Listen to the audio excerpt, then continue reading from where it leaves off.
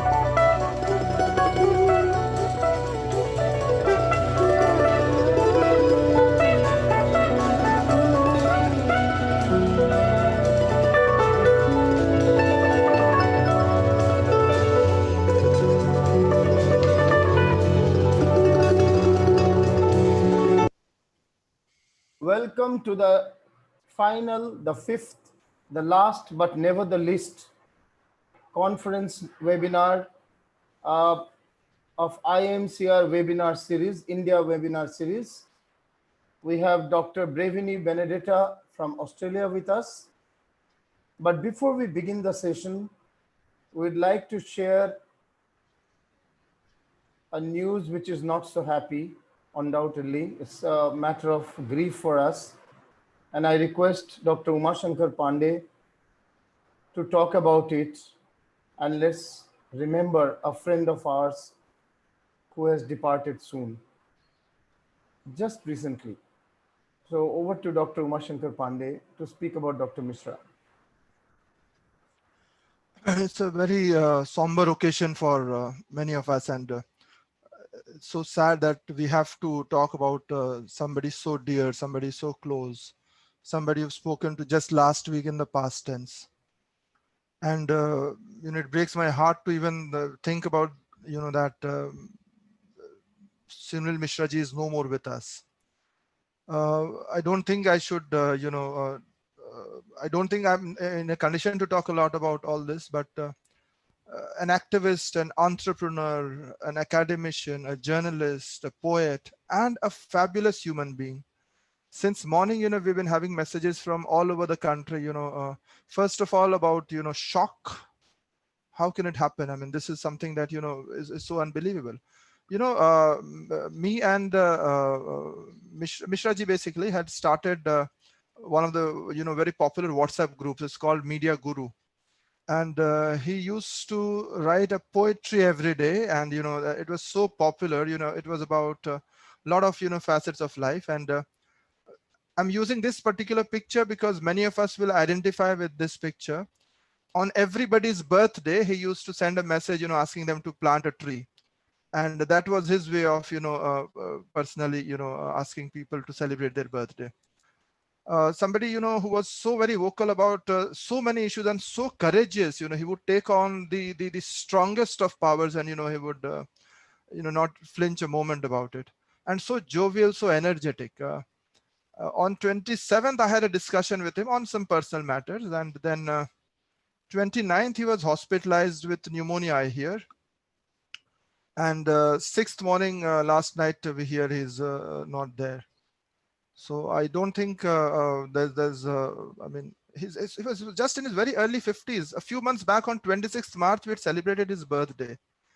He'd completed his post-graduation from Baba Saheb Ambedkar Marathwada University in 1998. And many of us had occasion to visit him, and, entrepreneur, because it set up an institute called Central India Institute of Mass Communication and Fashion Technology, set up in the, heart of Nagpur. It was a very popular private college. It was doing very well. So it's like life is like that. And we have to, carry on with our other activities as well. So as you grow up, I think that we understand more about these things, that with all the grief in your heart, you have to carry out your worldly activities as well. So with your permission, we'll go for a minute's silence in this webinar right now.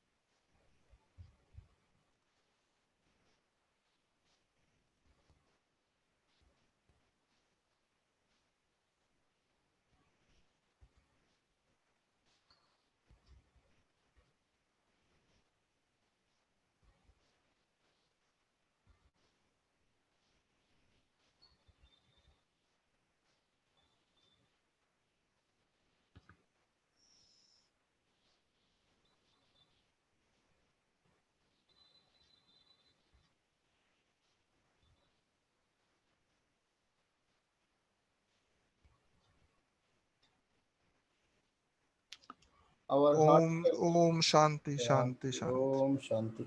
Our heartfelt regards to Dr. Sunil Mishra, the departed soul. And with his memory, we begin this last part of the series that we were doing for the last 5 days. I request Dr. Umashankar Pandey, co-convener of this series and also the IAMCR ambassador, to introduce the speaker, the chair, and the valedictory speaker of today and the topic of the day. Over to Dr. Umashankar. Thank you, Professor Chaudhary. Thank you, everybody, for this 5-day India IMCR webinar series. And we've had a fabulous time, organizing this series from Monday. We started off with Russia on Monday, and we had a session on digital divide.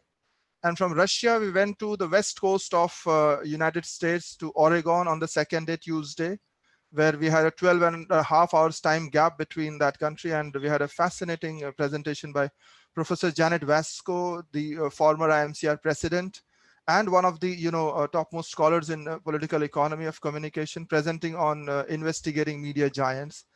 Then the next day we went to UK, Leicester, Loughborough University, where one of the global stalwarts, Professor Graham Murdoch, had an amazing presentation on digital ethnography.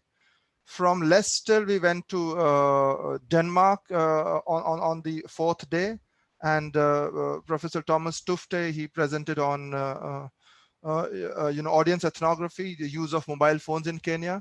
And from there, we go to down under, Australia, where our friend Dr. Benedita Brevini, she's there. It's around 7:45 Sydney time right there, and it's raining heavily, just like in India. So that's the common point between Australia and India right now. Fortunately for us, she is not a cricket fan, so we don't regard her as an adversary. She is from Italy, and she's more of a football fan. So most of us are, Italian football fans. So thank you, Dr. Brevini, for your presence. The formal introduction will be, So the formal introduction will be by Dr. Amri Saxena, but she's been the associate professor in communication and media at the University of Sydney. She's a visiting fellow at the Center for Law, Justice and Journalism at City University, London. She's a research associate at the Sydney Cybersecurity Network. And she's also a contributor at the Guardian's Comment is Free. And she contributes to a number of print and web publications, including the Index of Censorship, Open Democracy, and The Conversation. She is a prolific writer, and she's written a number of books recently. She's the author of Public Service Broadcasting Online in 2013. She's the editor of the volume Beyond WikiLeaks. Her latest volumes are on carbon capitalism and communication, confronting climate crisis, climate change and media. She wrote 2 years back, and Amazon, understanding a global communication giant. Thank you, Dr. Brevini, for accepting our invitation, and thank you for being present here. We have two major stalwarts from the Indian media industry, some people who have worked in the industry and who are top academicians. So very thankful to Professor Amrish Saxena, Dr. Amrish Saxena, the Dean at DME, one of the, very well-known figures, such a congenial person, such a modest person, and so accomplished. And, he has always supported us in all activities. And we are proud to have Professor Amrish Saxena chairing the session today. Professor KG Suresh is one of the biggest names in the Indian Media Academy right now, and every day on an average he's been addressing 3 webinars. So probably this will be the second or the third one. He's been the Director General of the Indian Institute of Mass Communication, the biggest mass communication institute, and he's also the founding dean of Institute of Modern Media at UPS Dehradun. So thank you again, sir, for attending today's session. I'm delighted to report that we've had fabulous presentation or fabulous participation from friends all over. Today, I would just like to single out 2 friends from abroad. One of the friends she had joined yesterday as well, Dr. Fatma Al-Zahra Al-Sayed from Egypt. She's joining us today. Then there is Dr. Marina from Russia. She's joining us today again. And we have a lot of other professors, including Professor Bishwajit Das, who will be joining in a moment's time, or he might already be online. I must thank all the colleagues at Adamas University, specifically Professor Ujjwal Chaudhary.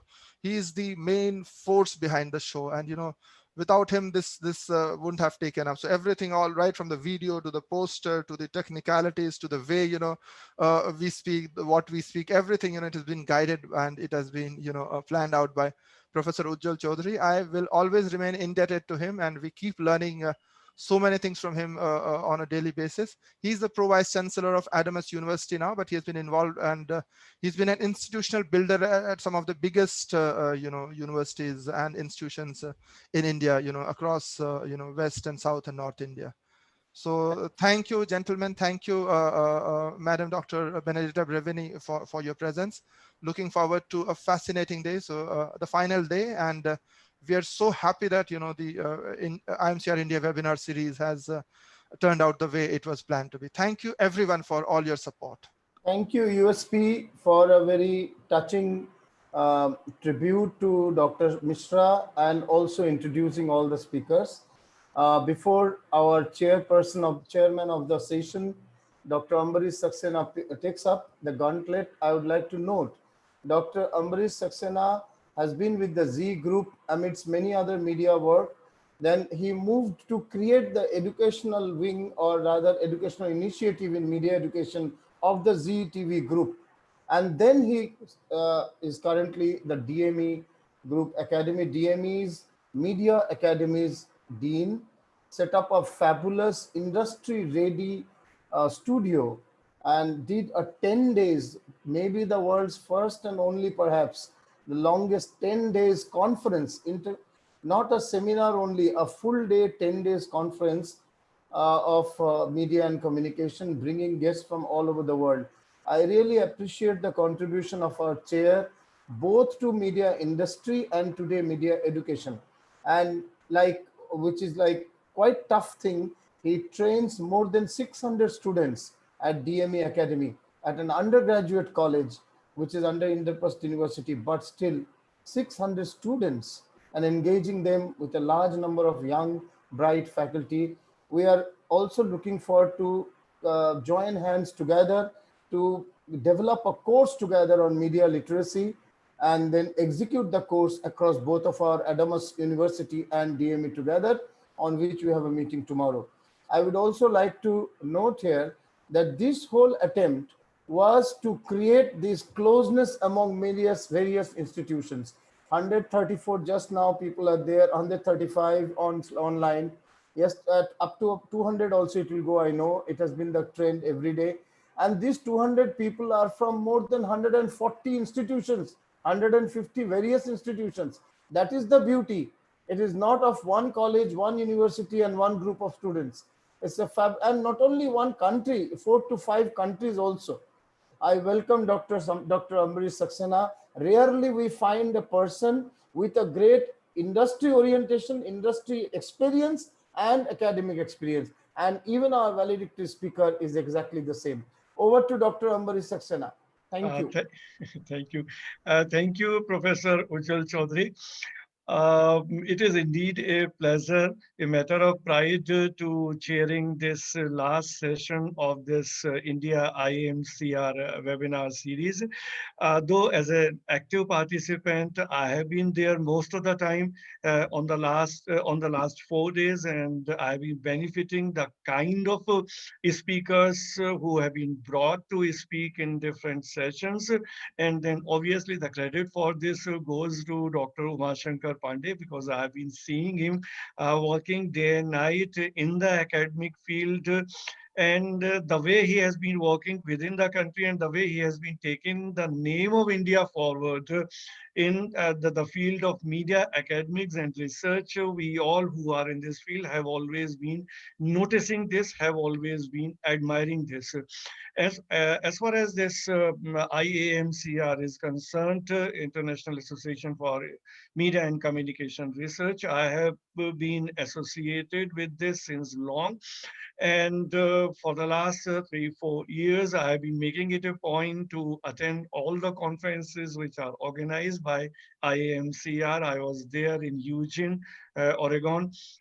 Then last year I was in Madrid also. This year it was going to happen in China, but then it was in the wake of this pandemic, it was shifted to Finland. And then again, Finland did not happen in the offline mode, but then it happened in the online mode. And there also I participated. I had submitted a paper and I made a presentation of my paper in the online mode. So I'm involved in the activities of IAMCR, and there is no denial of the fact that IAMCR has played a very pivotal role in bringing the media communicators and researchers from all over the world at one platform. Because in any conference of IAMCR, you can always notice that people from different parts, from different continents, they come together, they interact, they meet, and then the kind of exchange which happen, that's the biggest thing in any media and communication research, because without communication, without interaction, and then when this interaction is taking place, obviously it is mostly cross culture, and we tend to learn a lot of such things which earlier otherwise we were not knowing. So it is good that this is a first of its initiative, wherein 5 days this IMCR conference is happening in India, and the whole credit goes to Dr. Uma Shankar Pandey. And then the things have been taken up. I mean, as far as the organizational level is concerned, that whole credit goes to Professor Ujjwal Chaudhary.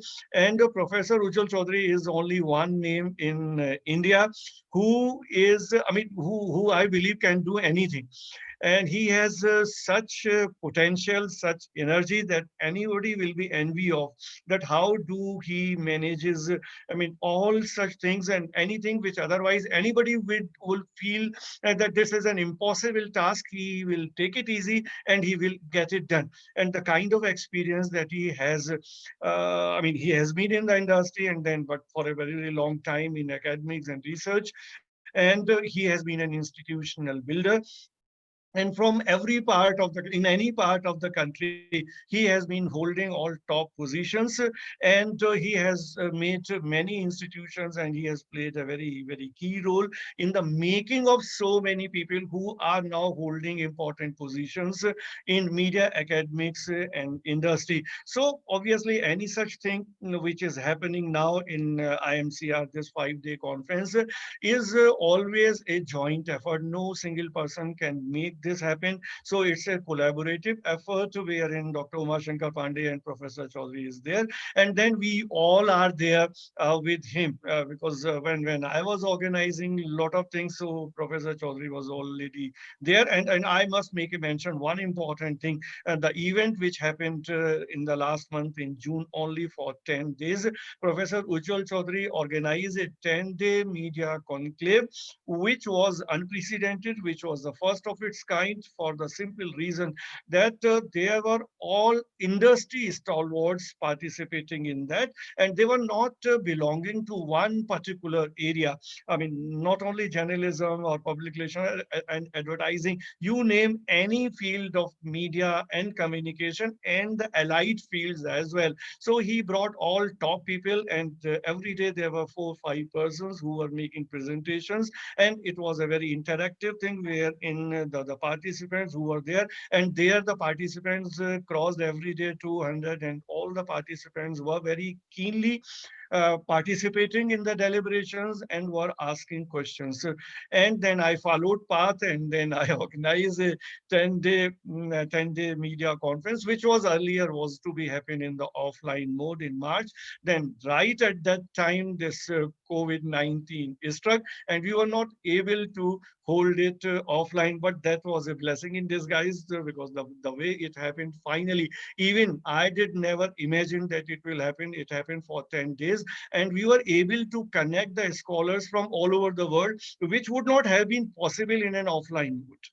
So, I mean, this happened this 10 days plus 10 days in June only. And now within a month in the first week of August, we are there with this kind of conference. And last 4 days, I mean, today is the 5 days of this IMCR conference. I have no words in because I myself have been benefited so much by looking at diverse viewpoints, some completely new approaches, new concepts, new thinking, which even I was not exposed to earlier, or I was not understanding the way I could understood after attending those sessions. And I believe all my colleagues in media, academics, and industry would have been benefited in a big way. So I'm fortunate that I'm chairing this last day session. And like all other 4 days, today also we have a very eminent speaker. Dr. Umashankar Pandey has told about her initially, so I will take the things forward. Now, talking about the session, the main theme of today's session, that is communication policy research, use of a qualitative interview. So obviously we touched upon all in different aspects during the last 4 days, but this is one thing which is the most desired thing, I believe, because we, I mean, all those people who are in academics, so we are at the same level, we are deeply involved in research.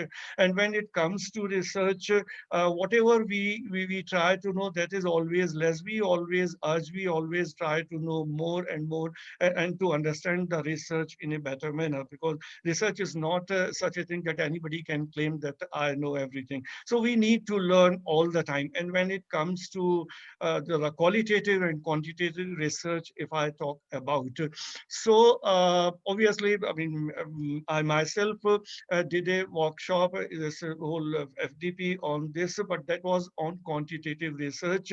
We invited a scholar from the United States to conduct that. But then otherwise also I have attended the workshops or the conferences on quantitative research. But then to have a session on qualitative research is a really rare thing. And that there are such fine aspects of qualitative research, which I believe will be uncovered, will be explored in today's session. And as far as today's speaker is concerned, is one of the most distinguished communication and research scholar, Dr. Benedita Brevini.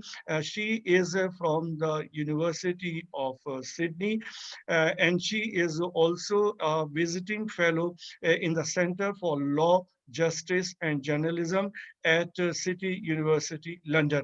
And I must tell you here that this is a very rare combination. Like we can find the scholars who belong to communication and media research, but she has a combination of media and communication on one hand, and and law and justice on the other hand. And I myself is a master's in law.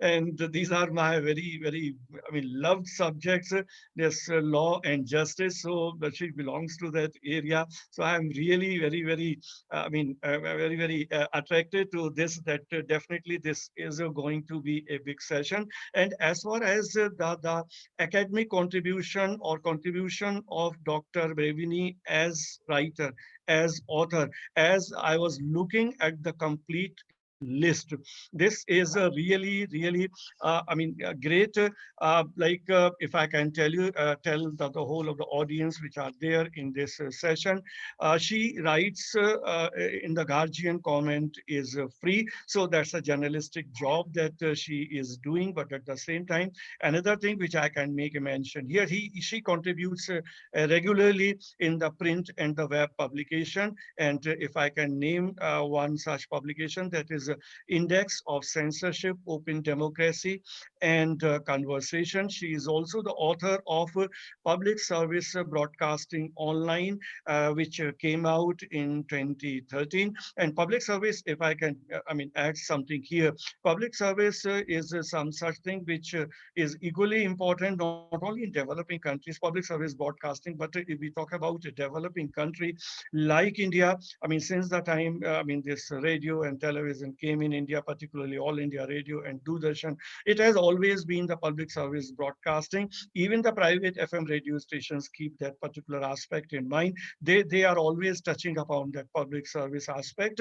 And then there are community radios also, which are more or less addressing that particular aspect of broadcasting. So now telling something more about Dr. Brevini, she is the editor of the volume, which is titled as Beyond WikiLeaks. This also came out in 2013, and then her latest volume are Carbon Capitalism and Communication, Confronting Climate Crisis. This came out in 2017, and another volume which came out in 2018. It is again, dealing with the climate change and all, and it is titled as Climate Change and the Media. And the latest thing, which has come out in 2020 only, this is titled as Amazon, Understanding a Global Communication Giant. So she has covered a very wide spectrum from law, justice, to public service broadcasting, to climate change. And then I believe that today's session will definitely be an interesting one. And after she makes her presentation, as it is happening every day, I believe there will be a lot of questions from the participants. So we will be glad to take all those questions towards, after the presentation of Dr. Brevini finishes. So I will request all my colleagues who are in this session, who have gathered to listen to Dr. Brevini, to please put up their questions in the chat box so that we can take up your questions at the end of our presentation. So finally, I welcome Dr. Brevini to please take over and start her presentation. Thank you. Thank you. Thank you, Ambrish, for this lovely introduction, and thank you also, Uma, for all the efforts you put in organizing this event, as well as all the team at DME and Adamas University. I'm really delighted to be with you tonight, especially despite all the major difficulties that we have been facing in the last months, and you are facing even tonight in your own institution, for example.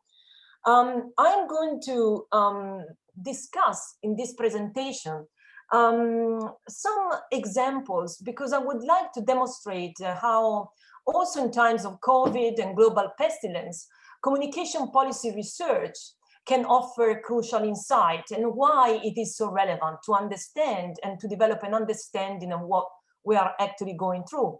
At the same time, after discussing these examples, I will be focusing on communication policy as a field of research, and then on the methods, focusing also on qualitative interviews as an approach that is followed a lot by us in communication policy when we approach a communication policy question.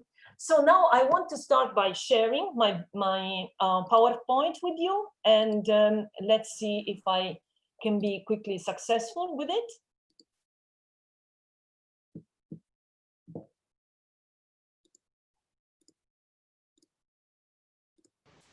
Can you all see? Yes, we can. You can. Okay.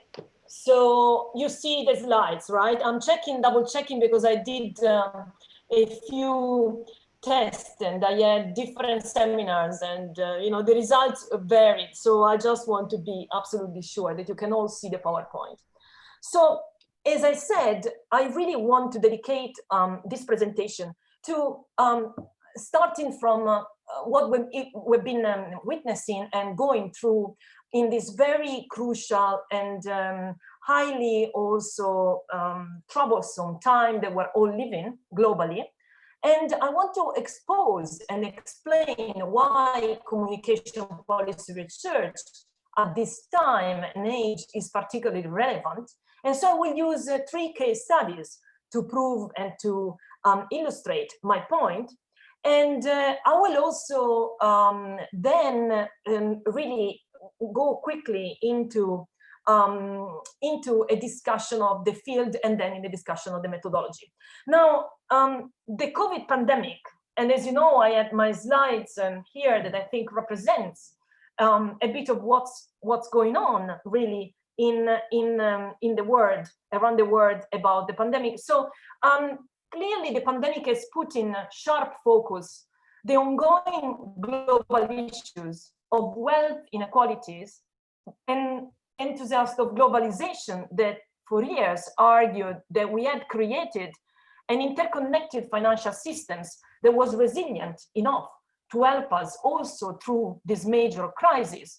Well, clearly, after witnessing what's going on in the world, we cannot, without a doubt, affirm that they were wrong.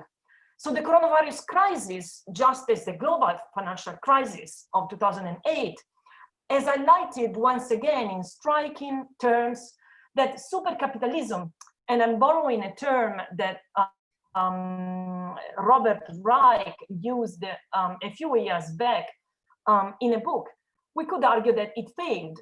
The countries that have been the most aggressive at dismantling every vestige of welfare states and public safety net, such as the US, as you know, the UK, but also take the example of Chile, for example, or Brazil, are suffering the most within this crisis. It is exposing, without the benefit of the doubt, the massive inequalities, poverty, injustice of these societies that were once recognized as benchmark. From every corner of the world, we turn to public support, we turn to public resources to overcome this crisis. So communication policy research has a crucial role to play in all of this. And you might wonder why. And a few days ago, as Graham Murdoch has brilliantly explained in his lecture for this IAMCR India series, the study of communication, he says, involves the study of the industry, the institutions, the cultural formations, the everyday life in which communication is intricated, but also the critical infrastructures that enable them. So with this in mind, as a communication scholar, I cannot help but seeing urgent communication policy questions to address and the necessity for communication policy research to answer them, all rushed by the pandemic and the crisis we are facing. Let's start with one of my favorite media story during the COVID crisis. Also because I just completed a book on this particular communication giant, Amazon, that in my book I call the digital lord. As one of the wealthiest corporations in the world, Amazon has made the daily news all over the world during the emergency. The rise of Amazon stocks on the New York Stock Exchange did not go unnoticed. In April 2020, they hit a new record, closing at $2.283 per share, an increase of over 20% in the first quarter. And this, don't forget, occurred just as the Standard & Poor index, severely hit by the crisis, lost about 15% of its value. So Bezos' net worth increased by nearly $36 billion between March and June 2020, at the peak of the corona crisis, while millions of workers have lost their jobs. As political economists of communications have long shown, huge corporations like Amazon do not arise in a social vacuum. We know that markets are always manufactured, and contrary to Hayek's stance, they are created by clear economic and political frameworks in a given society. Hayek appealed and believed that the superiority of the market lies in its ability, he says, to coordinate self-interested human actions and distribute knowledge without the need for a central oversight.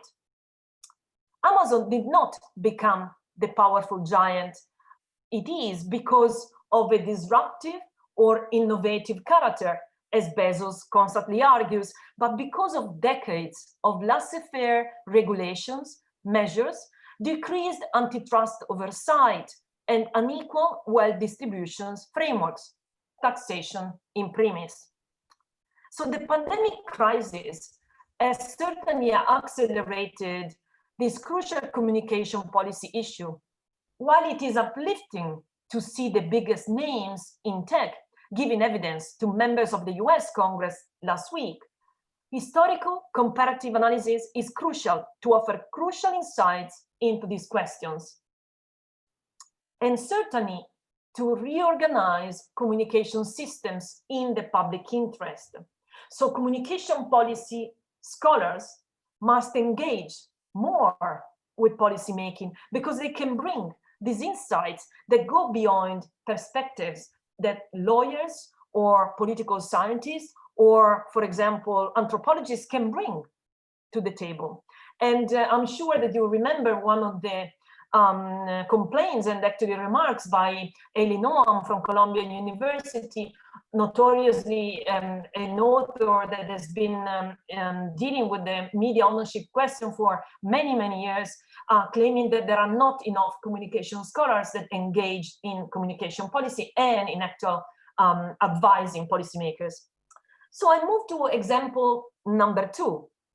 So what the pandemic has showed us is that we've seen an acceleration of datafication in communication. Another crucial communication policy issue speeded by the global pandemic. So corporations and governments around the world are collecting the location data of millions of internet and smartphones users to find patterns, to trying to understand how the virus spreads. The result in analytics, as we know, continues to be quite opaque to outsiders, and this can undermine accountability. In fact, this type of analytics can obscure complex social realities with lasting consequences, for example, for our civil liberties and for public health. Besides obvious privacy concerns, we already have evidence that location data collection, for example, of specific communities is having discriminatory impact on minority groups and has led in some cases to additional stigma and violence against specific disadvantaged neighborhoods, local community, and religious groups. For example, as a result of disclosure of personal information about people that tested positive to COVID in Seoul, the LGBT community have been exposed to an outburst of intensified homophobia and harassment. A key Chinese coronavirus app has classified persons in an opaque way. As a result, Africans living in Guangzhou in China have reported being evicted from their homes because of an erroneous association with COVID-19 transmission. And many states throughout the West are rushing into the app space without adequate guidance about privacy and security questions. And these systems are thus replicating structural power inequalities instead of addressing them. And often these automated judgments may be biased, may be inaccurate, they even may be misleading. And to borrow Oscar Gandhi's words, he was writing already about this as a political economist in the late 80s, they could, in fact, contribute to a cumulative disadvantage that weighs down, and I'm quoting from him, that isolates, excludes, and ultimately widens the gaps between those at the top and nearly everyone else. What is constantly missing, in my view, reviewing media stories and mainstream debates about this, is a clear understanding of how data analyzed algorithmically are used as a tool for social, political, and economic control. This is where communication policy research is needed more than ever. And I want to give you another example of another clear communication policy problem that has been generated and accelerated by the pandemic. So the pandemic, this global crisis, has clearly accelerated our reliance on technology and the massive push on the adoption of AI, artificial intelligence, and of course, big data, as I explained a few minutes ago, and cloud computing and video technologies.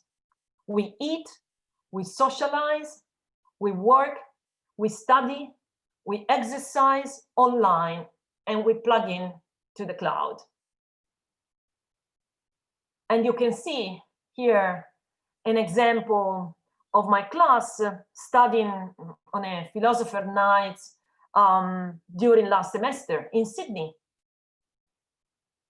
And we have new research from Milk Round, a career website in the UK, that reveals that video conferencing has surpassed in the UK email as the most widely used form of communication and business communication during the lockdown. So these are very interesting data for us. What does this all mean then for the biggest climate emergency that the planet is facing? We are actually constantly bombarded by media reports that claim that the pandemic has been incredibly good for the climate crisis, reducing climate emissions, taming transports, flights, reducing movements. But we are reliant on communication systems as never before. And communication systems have enormous environmental cost. And I'd like to remind all of us, communication scholars, that unless the emissions fall by 7.6% each year between 2020, today, and 2030, the world will miss the opportunity to get on track towards the famous 1.5-degree goal set by the Paris Agreement. And in fact, in the work we did, and I did with Graham Murdoch for the book Carbon Capitalism, Confronting Climate Crisis, we explained and we delved into the question of how communication systems run on machines, on infrastructures that depletes scarce resources in their production, in their consumption and disposal, thus increasing the amount of energy in their use and exacerbating the climate crisis. And I have a picture of the book if you're interested. We tried also to set up a new communication agenda that sets the climate crisis at the center of all these communication policy questions. Now, researchers Lofty, Belkir, and Ahmed El-Meligi estimate that the tech sector will contribute 3 to 3.6 of global greenhouse emissions this year in 2020. That is more than double what the sector produced in 2007. And the estimated 2020 global footprint is comparable to that already of the aviation industry currently at 2%. And as we know, the aviation industry is always considered the biggest problem for carbon emissions.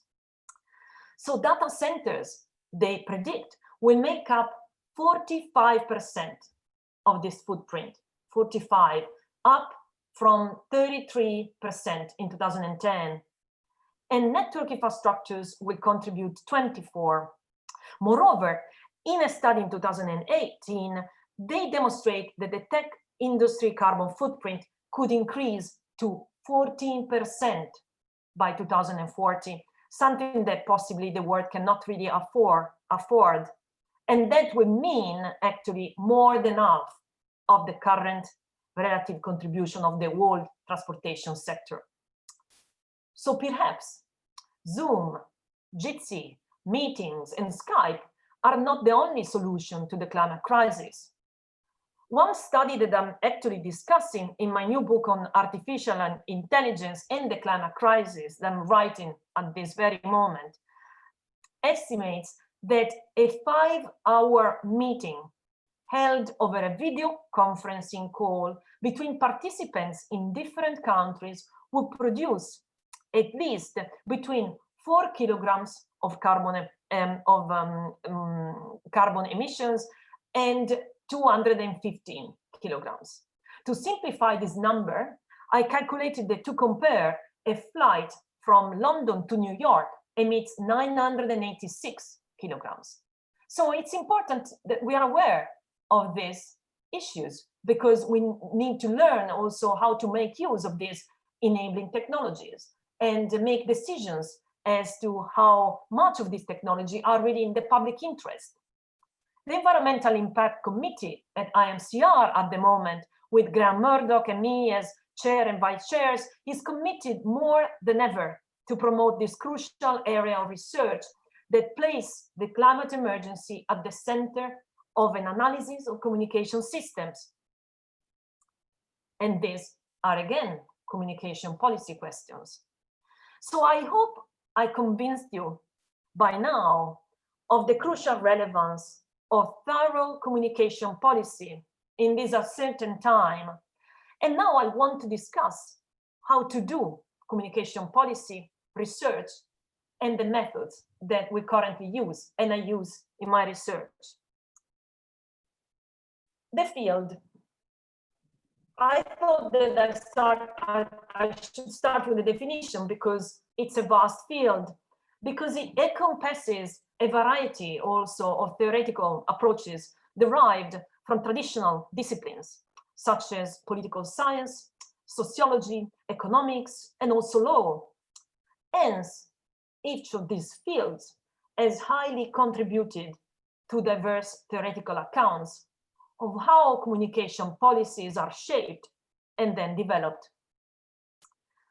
In their book, Mass Communication Research Methods, Hansen, Kottel, Negrin, and Newbold establish that communication policy analysis seeks to examine the ways in which policies in the field of communication are generated and implemented, as well as their repercussion or implication for the field of communication as a whole. And I think that this definition is comprehensive enough, certainly. So at this point, you still might ask, what is policy then? What are we talking about when we think of policy? And defining policy has never been an easy task, and I spent months and months trying to come up with a definition of the areas of research. In fact, we have some scholars that would argue that policy is what governments do, why they do it, and what difference it makes. However, as you know, governments are not the only bodies that produce policy, as policies can be developed by independent regulatory bodies, they can be developed by public institutions, trade organizations, unions, corporations, international organizations. Another quite common model applied to the study of policy is the so-called cycle model that Kolebach discusses in a few contributions, that sees policymaking as a sequence of stages. So, of course, you would have the agenda setting moment, which is the problem recognition, then the policy formulation moment, which is the first proposal of a solution, then the decision making, which is the choice of a solution, and then a policy implementation, which is the delivery, and then finally even a policy evaluation, so checking the results. But I argue that in reality, the policy-making process is much more articulated than the cycle model assumes. Policy is very often not made up of a coherent set of statements. Sometimes policies are not visible or set down. Inaction is a policy. An absence of a policy is a positive decision in favor of non-intervention in communication industry. Think, for example, of the famous global media giants by now and how they are born. Think of how facial recognition has been adopted quickly globally. Absence of a policy is policy. So determining what the policy is, and therefore also how it came into being, is not as simple and not straightforward. It requires searching various sources of information, as well as looking into the relationships between interested parties and the connections between events and the context in which all this is taking place. In other words, it needs a very thorough communication policy research that establishes all these connections.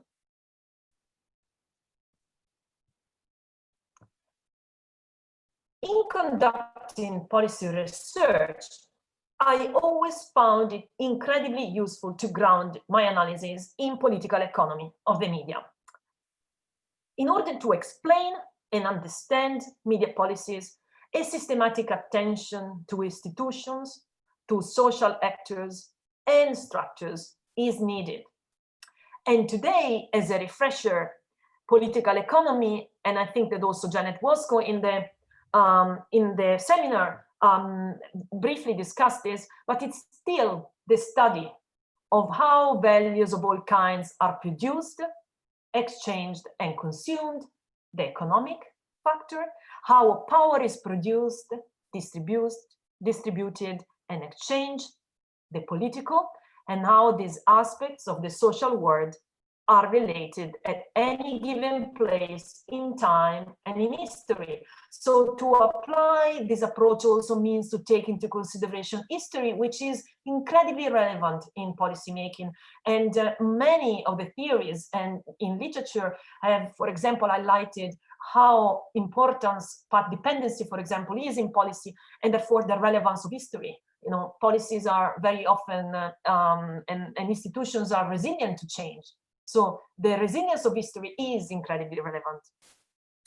And I have a quote there from Vincent Mosco, because I think that it's clear that it's important that in political economy, the aims are to explore the wider totality of capitalist social relations and to engage in basic moral questions of justice, equality, and public good, as Goldin and Murdoch keep reminding us.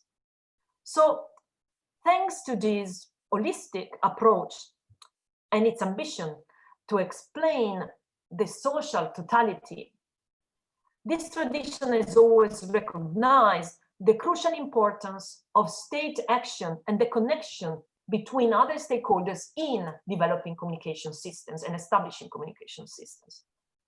So this approach to communication policy clearly rejects what has been called the interest group approach to policy, for example, because the interest group approach explains policy as the outcome of competing powerful interest groups. Moreover, a technological approach to policy is also discarded. This research sees technology as the critical determinant of communication policies and has been frequently actually employed by techno enthusiasts and official international organizations sometimes. By contrast, the approach I'm arguing for holds that the new scenarios opened by new technologies are always molded by political, economic, and social and cultural factors, and that considering technology as the most important variable would mean to overlook the complex systems and structures of institutions that affect policy change. To quote one of my favorite writer and intellectual of all times, Raymond Williams, technology is always, in a full sense, social. And we should keep that in mind when studying communication policy. And like now, I'm moving slowly towards discussing what are the methods commonly used in communication policy research. And the fact that very often books and literature on communication policy research would acknowledge and would agree with me that it's very important to triangulate the methods and therefore to check the data through collection and to use a variety of methods to actually make your research thorough and sound. In fact, I think it's important to always start with document analysis. And in my own research, I tend to give priority first to document analysis, and then I tend to go and check through qualitative interviews for details that, for example, I wasn't made aware of, or for the history that the documents could not, give me, or for nuances that led to development of this policy. So I start briefly with document analysis, but I'm not going to go too much into details with document analysis, because I remember that Janet Wosko also slightly mentioned the type of documents. But it's important that we are reminded that there are a variety of documents, and Deacon actually lists a very useful, I think, map of what we mean by documents. It's not only, material artifacts, but it's also a variety of written and printed sources.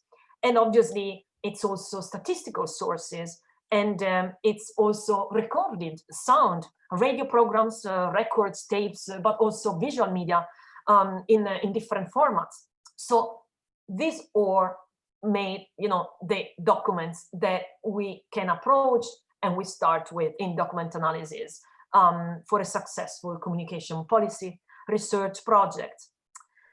And then obviously, once we established what are the documents that we want to study, it's important that we ask the obvious questions that are the most relevant to always check for the validity of our research. And the questions are the most famous on authenticity, credibility, representativeness, and meaning. So obviously, we need to be able to situate the document. We need to know where the document is from, and actually, if it's questionable, if it's not, if it's reliable. And we need to ask these questions at the very beginning when we select our sample. And also, it's important that the document shows credibility. And obviously, it's important that the document is not clearly biased or has clear errors that can be easily manifested in the document. And obviously, the evidence needs to be there that, it's representative of a specific kind of, for example, policy cycle, or a specific kind of decision-making process. And obviously, we need to be sure that what we're analyzing is leading to meaning, because we are looking for meaning. And after we select these documents, at that point, we can and we must start analyzing the documents.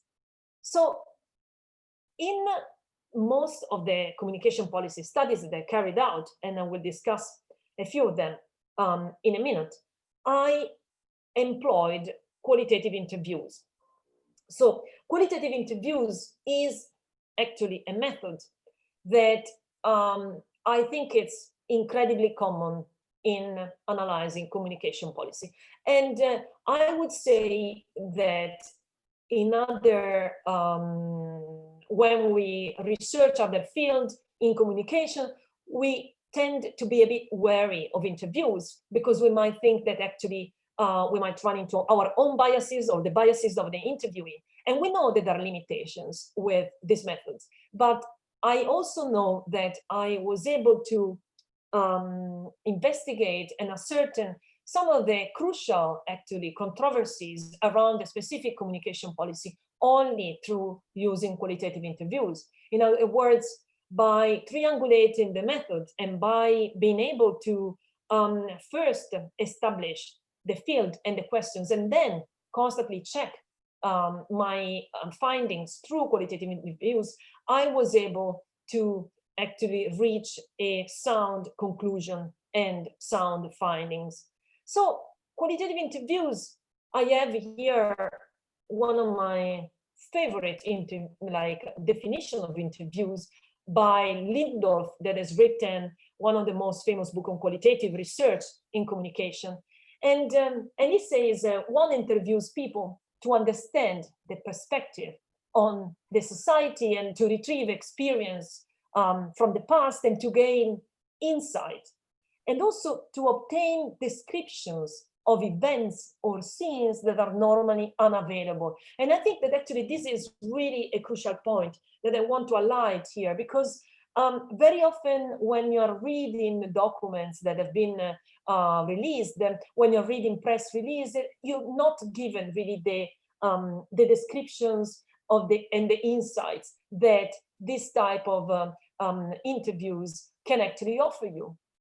So it's a great opportunity for us as communication scholars to really establish more insight and more background and more context. And as I said already many times now, the history of a policy is crucial. And actually, I'm also arguing that it's important to do historical policy analysis to understand the extent of the change, if we can talk, in fact, of change.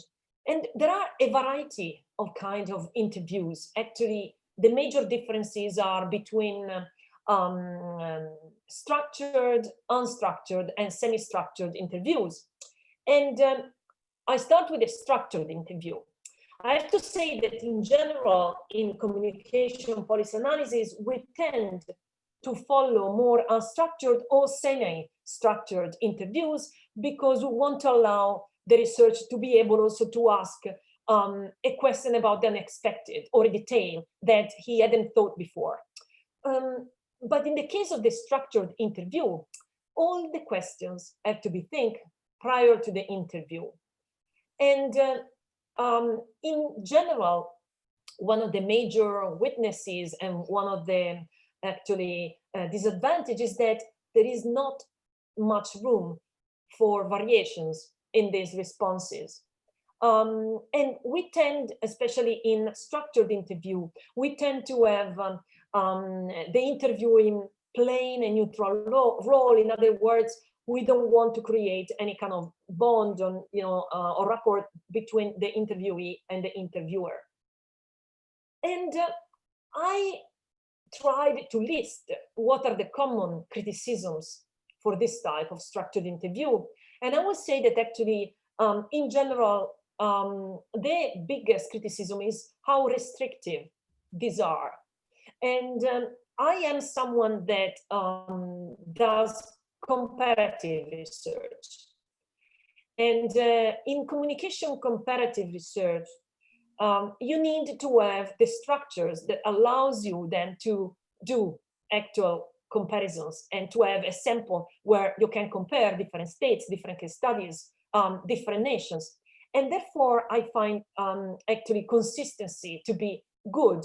At the same time, I realize that if the questioning is too restrictive, then I don't have room of maneuver, for example, to ask questions that might arise at the very last minute or that follow a chain of events or a chain of reasoning or a change of discussion during the interview. At the same time, it's been also said that this type of interviews are not very, are not letting the interviewee express themselves, and therefore they're not very spontaneous. I have to say that this type of structured interview are also common in, especially if you do policy comparative studies. And then you have the opposite. You have the unstructured interviews where the crucial focus is really on flexibility. So you want to prepare to meet the interviewee. At the same time, you don't have all your questions written and you can also improvise. So there is a much more natural and conversational environment, and it's clearly a more relaxed environment. In policymaking, I don't think that this is commonly happening, because very often, and I'll discuss this in a moment, we use so-called expert or elite interview, in which we're actually interviewing someone that has knowledge or a specific expertise of a specific field or a specific policy. And therefore, it's more common that we have to give the interview a structure. Also, in order, maybe very often even to share the interview guide, negotiate it. So I find that actually in most of the studies that I reviewed, I would say that structure or semi-structures are the most common. And obviously, one of the major criticism that is moved towards this type of interviews is that because they are too flexible and because they are too spontaneous, it's not as easy then to generalize this type of interviews. Like imagine having to compare, as I did for my study on public service, media policy, states as different as Denmark with Italy, Spain, France, and the UK. Imagine the idea, I conducted interviews with like about 50 elite policymakers, and I really had to have a structure, and I needed to have similar questions in order to then compare answers to a specific set of questions. So for me, the idea of using unstructured interviews for the type of project I was doing was not really possible. And obviously another major criticism that is moved towards this type of interviews is that also the interviewer could be biased. And if it's biased, and if you don't have an interview guide already written, the bias could emerge in an even more considerable way, if you want. And then we're moving to the most popular type of interviews done in communication policy research. And in this case, it's a sort of a middle ground. So you still have a structured interview guide where you list all the questions. But actually, you also can explore some open-ended questions that can allow a more spontaneous and flexible approach. And in the case of the research that, for example, I'm carrying out at the moment, I find it extremely important to, and the project is on artificial intelligence and public discourses on artificial intelligence in Europe. I find it very important to also leave that degree of freedom, because in this way, not only I have the set of questions that allow me for, trying to understand better the data that I also collected through policy analysis, but also help maybe developing new ideas and having a sort of a snowball effect, not just for the people that will put me in touch with, but also for the type of questions that can emerge. And I can then test in other interviews with other policymakers later on. So I find actually this type of interviews extremely useful, especially for what I actually here describe as elite interview. Just as a sort of a recap of the strength and the weaknesses of this type of interviews that are so relevant in communication policy, I would say that what is really an advantage is that all the complex questions that we might have can be discussed and can be clarified beyond the interview guide and beyond the questions that you've been asking. And all these events and nuances and underdogs that might have been happening in the past actually can be discussed during the interview. But obviously you should be always mindful of the time, because when you're interviewing elite experts, the time is always another issue. And then obviously prejudging. So the fact that your bias is not necessarily there, during this type of interviews. And it's easy to record the data.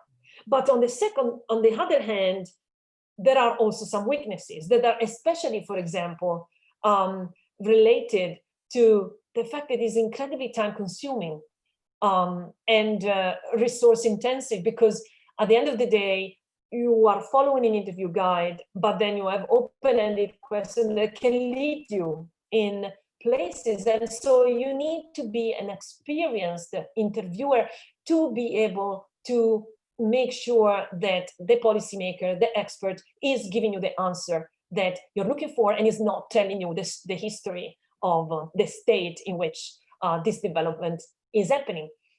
Also, another of the weaknesses that is often discussed when talking about this type of semi-structured interviews is the fact that it's not as easy to generalize in terms of findings precisely because the type of this type of interviews don't follow the same script. And so you can have some open-ended questions that can lead you in a variety of directions.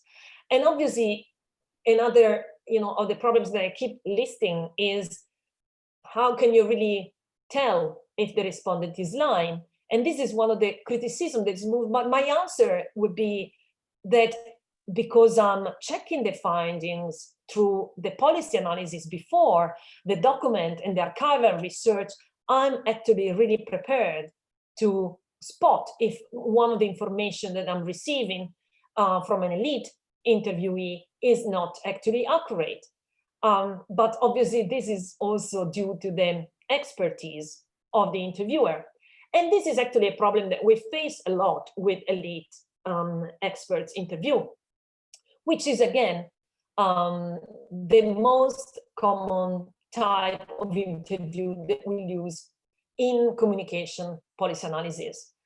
And I can see, and actually that as I discuss these issues we have with colleagues, it's always incredibly relevant to keep triangulating and keep using a variety of methods in communication policy analysis. And I think that I couldn't stress this enough, also in light of the particular kind of also theoretical approach that I follow, which is strongly based in political economy of communication. And therefore, it's really important that we are able to understand also the dynamics of power between the different interviewees and also the different relationships among the stakeholders that we decide to interview. Complex things to do, really.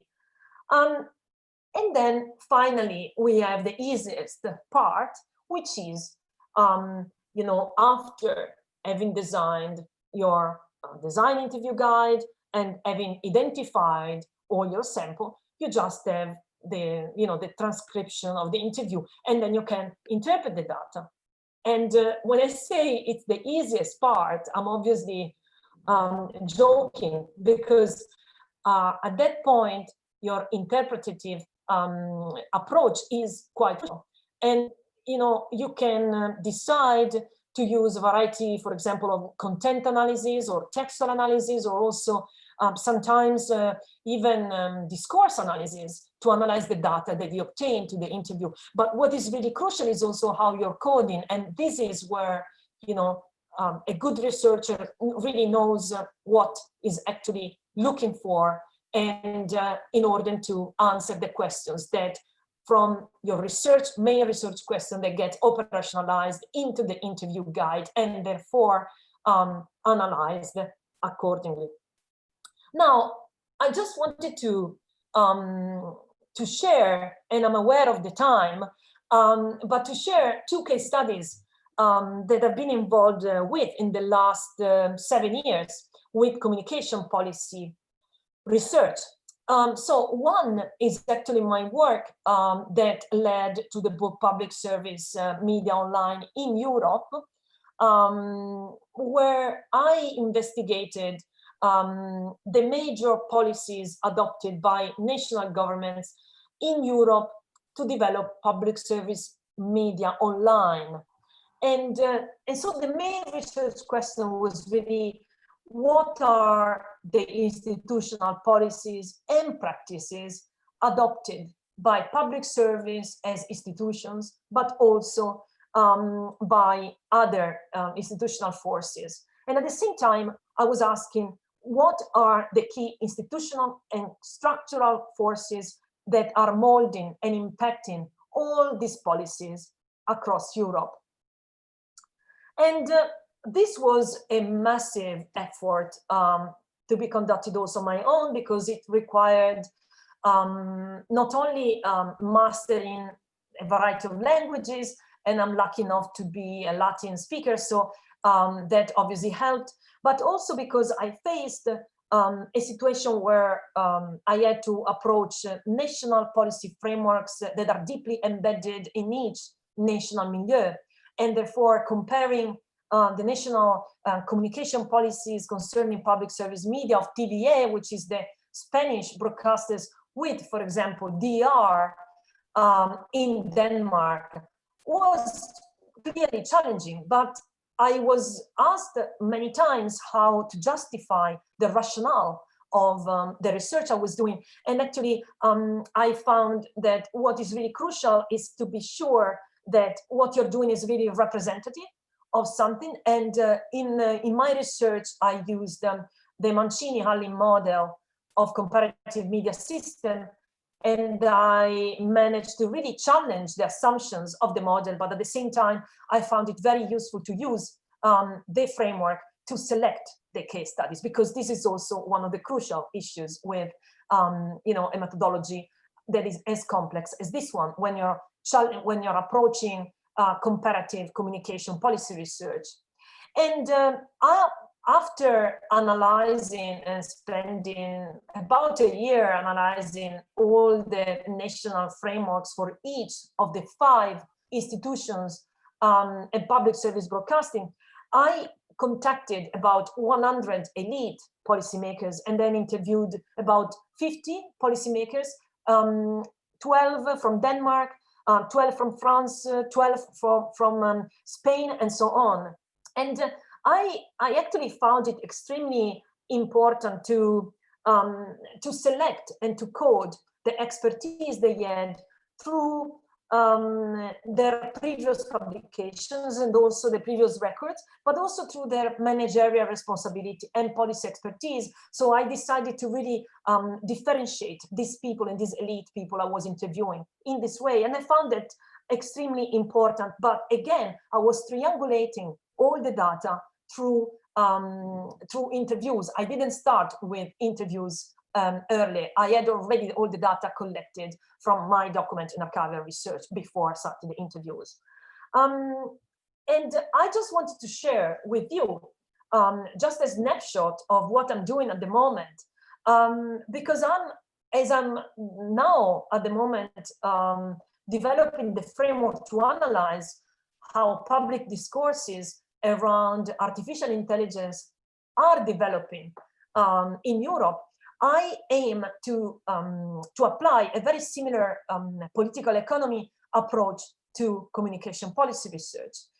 And I have here this map road because it explains also the variety of committees and councils and of the policy council, of the policy cycle that actually I aim to understand, but also it shows the variety of institutions and stakeholders that are involved, in all of this.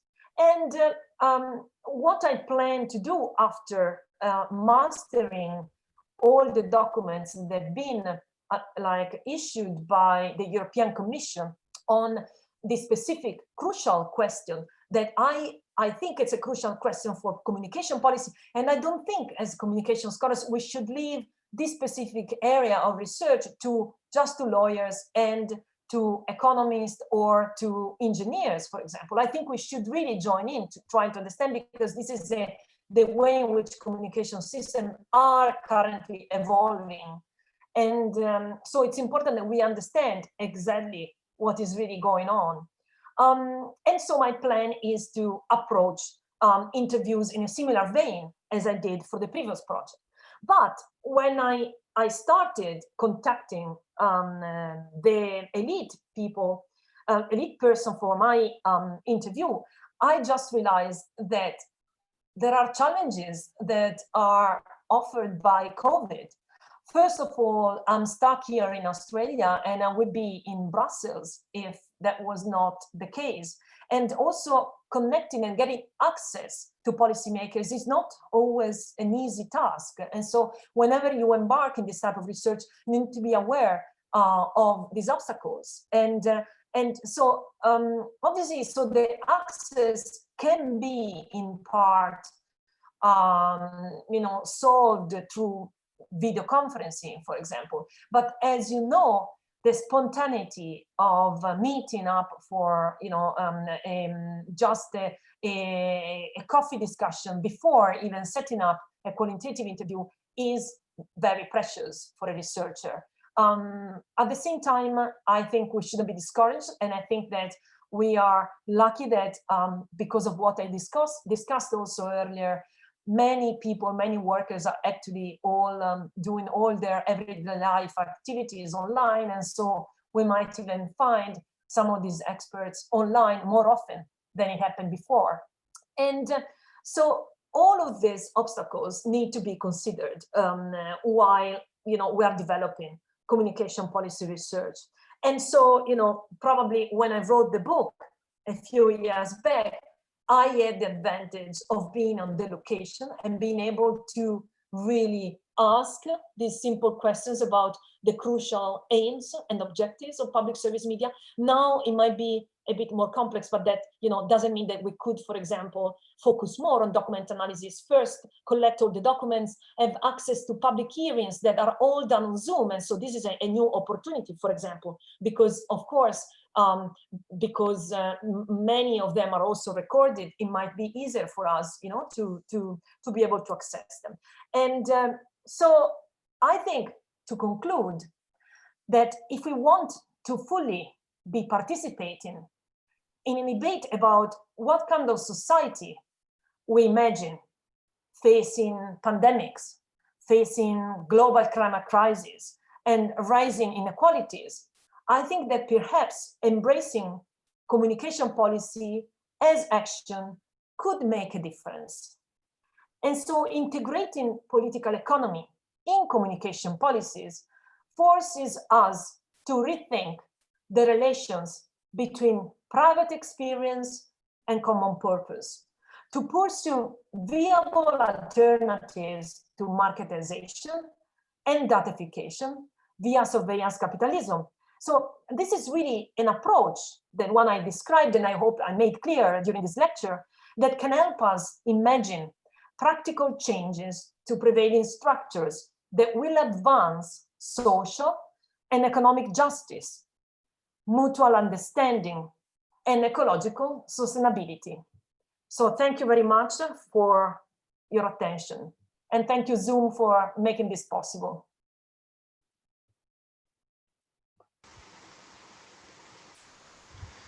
Before we start, I will take the chair's permission. There are two questions to be asked directly. So if the chair would allow, we would ask.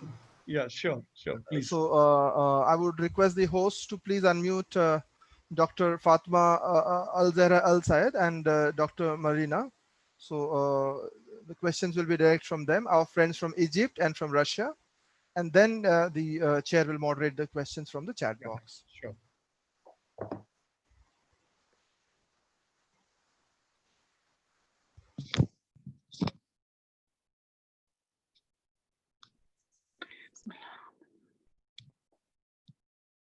The host to please unmute. It's already unmuted. So Dr. Fatma, Dr. Fatma, you're on. Yes, hello. Yes, hello. Are you hearing me? Yeah. We can hear you. Thank we can see you. Thank you, Fatma, for coming again. Thank you very much. And I'm really impressed with this well-organized series of webinars. And thanks to Dr. Uma Shankar-Bandi. I'm really enthusiastic to do the same in Egypt now and invite you to the series of webinars.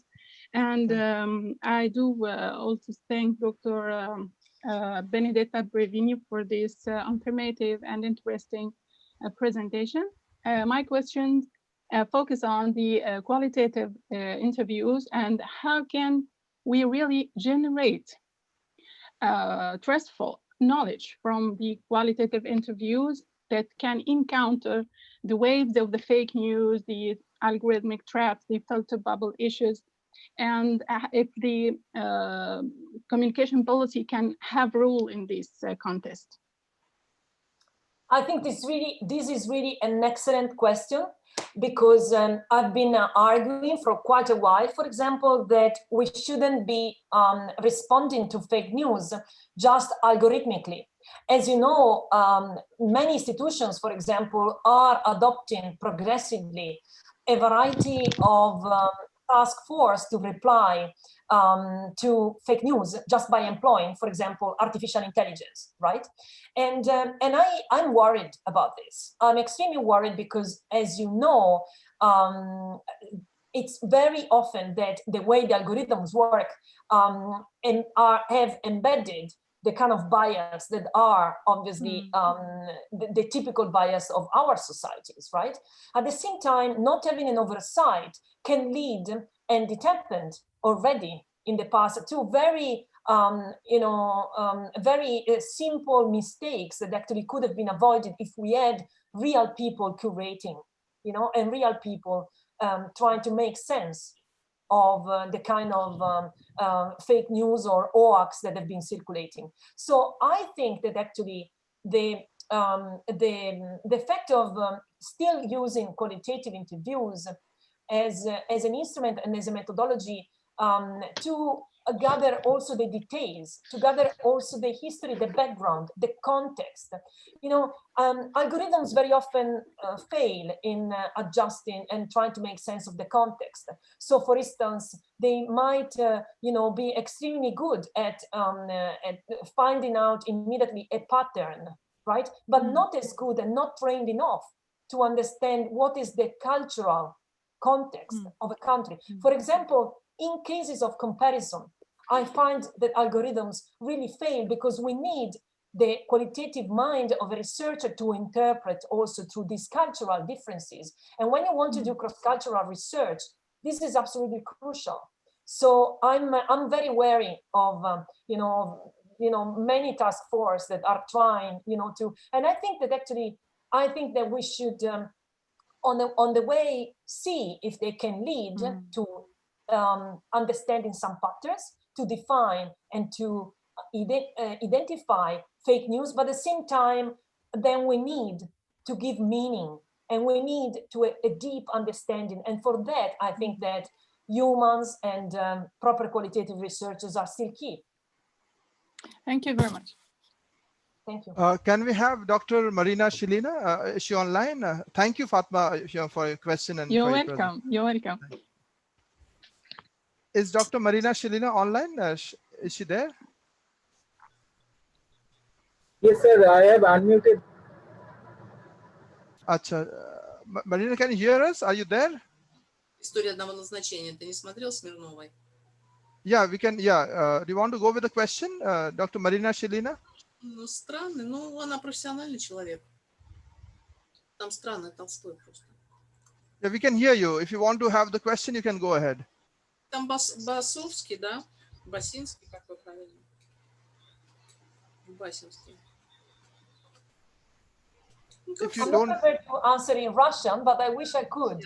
Сейчас большой свет, и грядет счастливый какой-нибудь. I don't think that there's a question from her, so we can mute her. And thank you. I mean, can we have Professor Das? He's there online, I know. So he put up a question. So with the chair's permission, I would invite Professor Das, Professor Bishwajit Das, to please. have a question directly. So yeah, he's there. Thank you, sir, for joining, sir. Thank you. Anyway, I would just like to congratulate Professor Brevini for such a wonderful presentation.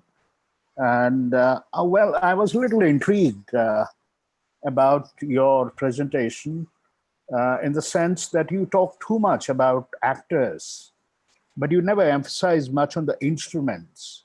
And when you talk about qualitative, you know that anthropology is a highly established field on policy, public policy and policy research. And there is a limitations why today the governments across the world do not appreciate an anthropologist at all. Rather, economists are dominating the policy domain. Let's say, anthropologists are ongoing, doing qualitative research and policies. We are happy with the Sensex fall, rise in, all kinds of stuff. Now, this is what you need to understand. What is the limit? Where is the limit?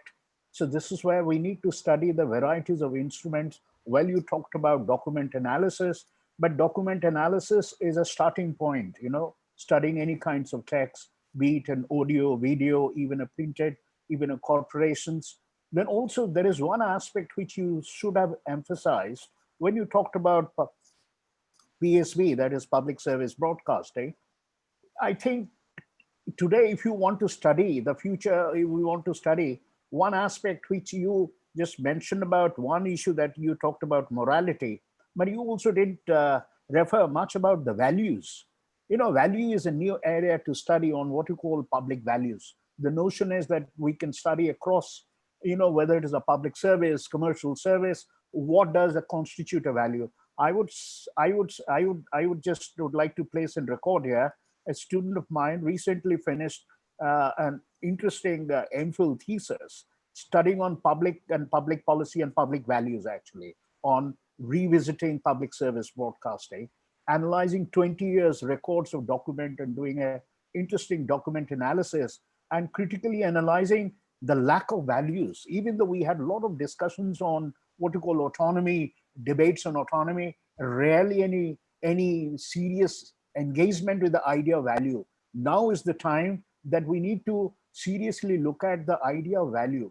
I think C is sort of trying to do now for a PhD, probably so you do. I'm sure you know about it in Scandinavia, everywhere. They have been doing a lot of interesting value analysis. Yeah, no, I mean, it's a very important point, and I didn't have enough time in the presentation to go into the details. But my book is actually dealing specifically with the concept of public service ethos, which we can actually interpret precisely as value. Because for me, the way in which I approached it theoretically is by drawing on Prosser and Born, because Prosser and Born had this definition, you know, of the public service values that were focusing and drawing on concepts, values like citizenship, quality, access, universality. Okay, right. So this become, you know, the crucial really values. And actually, one of the crucial attempt of the book was really to see to what extent public service ethos or values is indeed translated into the digital space. Thank you. Exactly. And I think it's a very important question that we should keep asking, because like I can see, for example, that a lot of the values of the beginnings in Europe were all similar across, you know, the sample that I investigated. So from Spain to Italy, to France, to the UK. But I can see that some of these values are challenged more. And so there are major distinctions, for example, between the North and the South of Europe. And so how can we really talk about one model of public service media if the values are so different? Yes, thank you. Yeah, so thank you. But thank you for your question. I think my student is there, she will benefit. She is also attending. I hope so, because actually I think that the framework that I developed in trying really to understand philosophically these questions of values are very important, and they can be actually studied now that we're moving in a mobile space even more and very fragmented and, you know, constantly on the move, I would say. Thank you. Thank you very much. Thank you, Professor Das. So let us move on to the questions which the participants of this session have been kept on asking. So to take the first question first, this question has been asked by Rohin from RSCOM, RGU, Assam. He has asked that if you can throw some light on the credibility of applying a theory in communication research when we have no communication theory based on Indian culture and communication in a specific and Asia in general. That is I think it's a very important question as well. And I think that actually the important issue is really be aware that when we are doing also cross-cultural research, we are aware of its limitation, for example. So what I find in my experience that was actually focusing on 5 different countries of Europe, I found already incredibly dissimilar values underpinning these different states that, although belong to the umbrella of the European Union, show a variety of incredibly conflicting ethos and values, for example, in regard to how to conceive a public service media. And this is actually, your question really has to do with, for example, the decolonizing of media studies and decolonizing also of communication studies, because we tend, often to try to apply a similar framework to also your own country, but actually we shouldn't be, because you need actually the theory of communication that can apply and can also explain the reasons why certain values are more relevant for your countries than they are, for example, for a country like Spain or Italy or the UK, which are already very different. So of course, when especially we want to identify ethos, it's important that we consider, and there are incredible scholars that have been, throughout the last 20 years, investigating also these issues and talking about globalization versus, for example, counter, hybridization, or like the way in which culturally, for example, Dayatusu, right? So discussing the way in which Indian culture was fighting back and was actually appropriating some television formats and then making them all and changing them, in this counter movement that was emerging. And as for example, there are a variety of examples of reactions, to the Murdoch empire that didn't have any success, for example, in India, right? Why? Precisely because of these values that are so strong. But obviously, it's also important to be reminded that there are some normative values that we tend sometimes to think as universal. So like values that, for example, as also a trained lawyer, relate to some civil liberties that are actually universal. So when we talk about our freedom to speak, or our freedom of movements, for example, or our actually freedom to also be wrong about some things, these are actually more universal framework. And I think that we should consider this type of frameworks also despite the differences in countries. And so I hope this answered your question. Yeah, thank you, Dr. Brevini. There is another question by S.R. Sanjeev from Trivandrum, Kerala. He has written this, that datafication, agglomeration, and appropriation have been omnipresent during this pandemic period, and no one is sure about the use, recycling, and even abuse of this data. In this context, do you foresee the possibility of the emergence of an offline shield in the form of a policy that can have transnational implications? Because in most of the countries, we do not have the ownership of the online data, and legally also the regulations are seldom in the countries. Can you respond to this? See, for example, this is another crucial policy question and policy problem that we face. And as you know, it's there is a variety, a way to answer this legally, through framework. So you ask about the possibility to go offline, for example, right? And to have a sort of a resistance that is, okay, well, I'm not joining in. I don't want to join into this constant datification. I don't want to give you my data away, and therefore I'm going offline. I mean, I know that actually, especially in the US, there are a lot of now groups of activists that are arguing for open data, and therefore arguing for ownership of your own data, or otherwise we just move offline. I am in support of every kind of initiative that can help really to reduce the extreme inequalities that at the moment we're facing, because there is absolutely no comparison to the kind of data that my government, your government, corporations have about us when we compare to the data that we own. And I think that actually this imbalance has to be readdressed. And I think that what the European Union is doing in this regard has to be studied and has to be understood, because they're trying, it's a, and also with the GDPR directive, they're trying to move in this direction of giving also citizens more control over the data. At the moment, unfortunately, and I discussed this briefly with the two examples, for example, from China or from South Korea, at the moment, we can see an acceleration of this phenomenon, and this really worries me a lot. And I think that we should really try to do more cross-cultural and comparative research on all the solutions that have been rushed in, because in the last 3 months we saw Western countries, non-Western developing countries rushing into this business without asking the proper question about, to what extent such policy are in violation of our civil liberties, for example. And so we need to be trying to demand transparency on this, and it's urgent. It's a very urgent policy question. Yeah, thank you. There's another question. It has been asked by Soumik Chatterjee. He's asked that does this communication policy research focus on researching the context of policy framework also to some extent? Absolutely. Context is always crucial.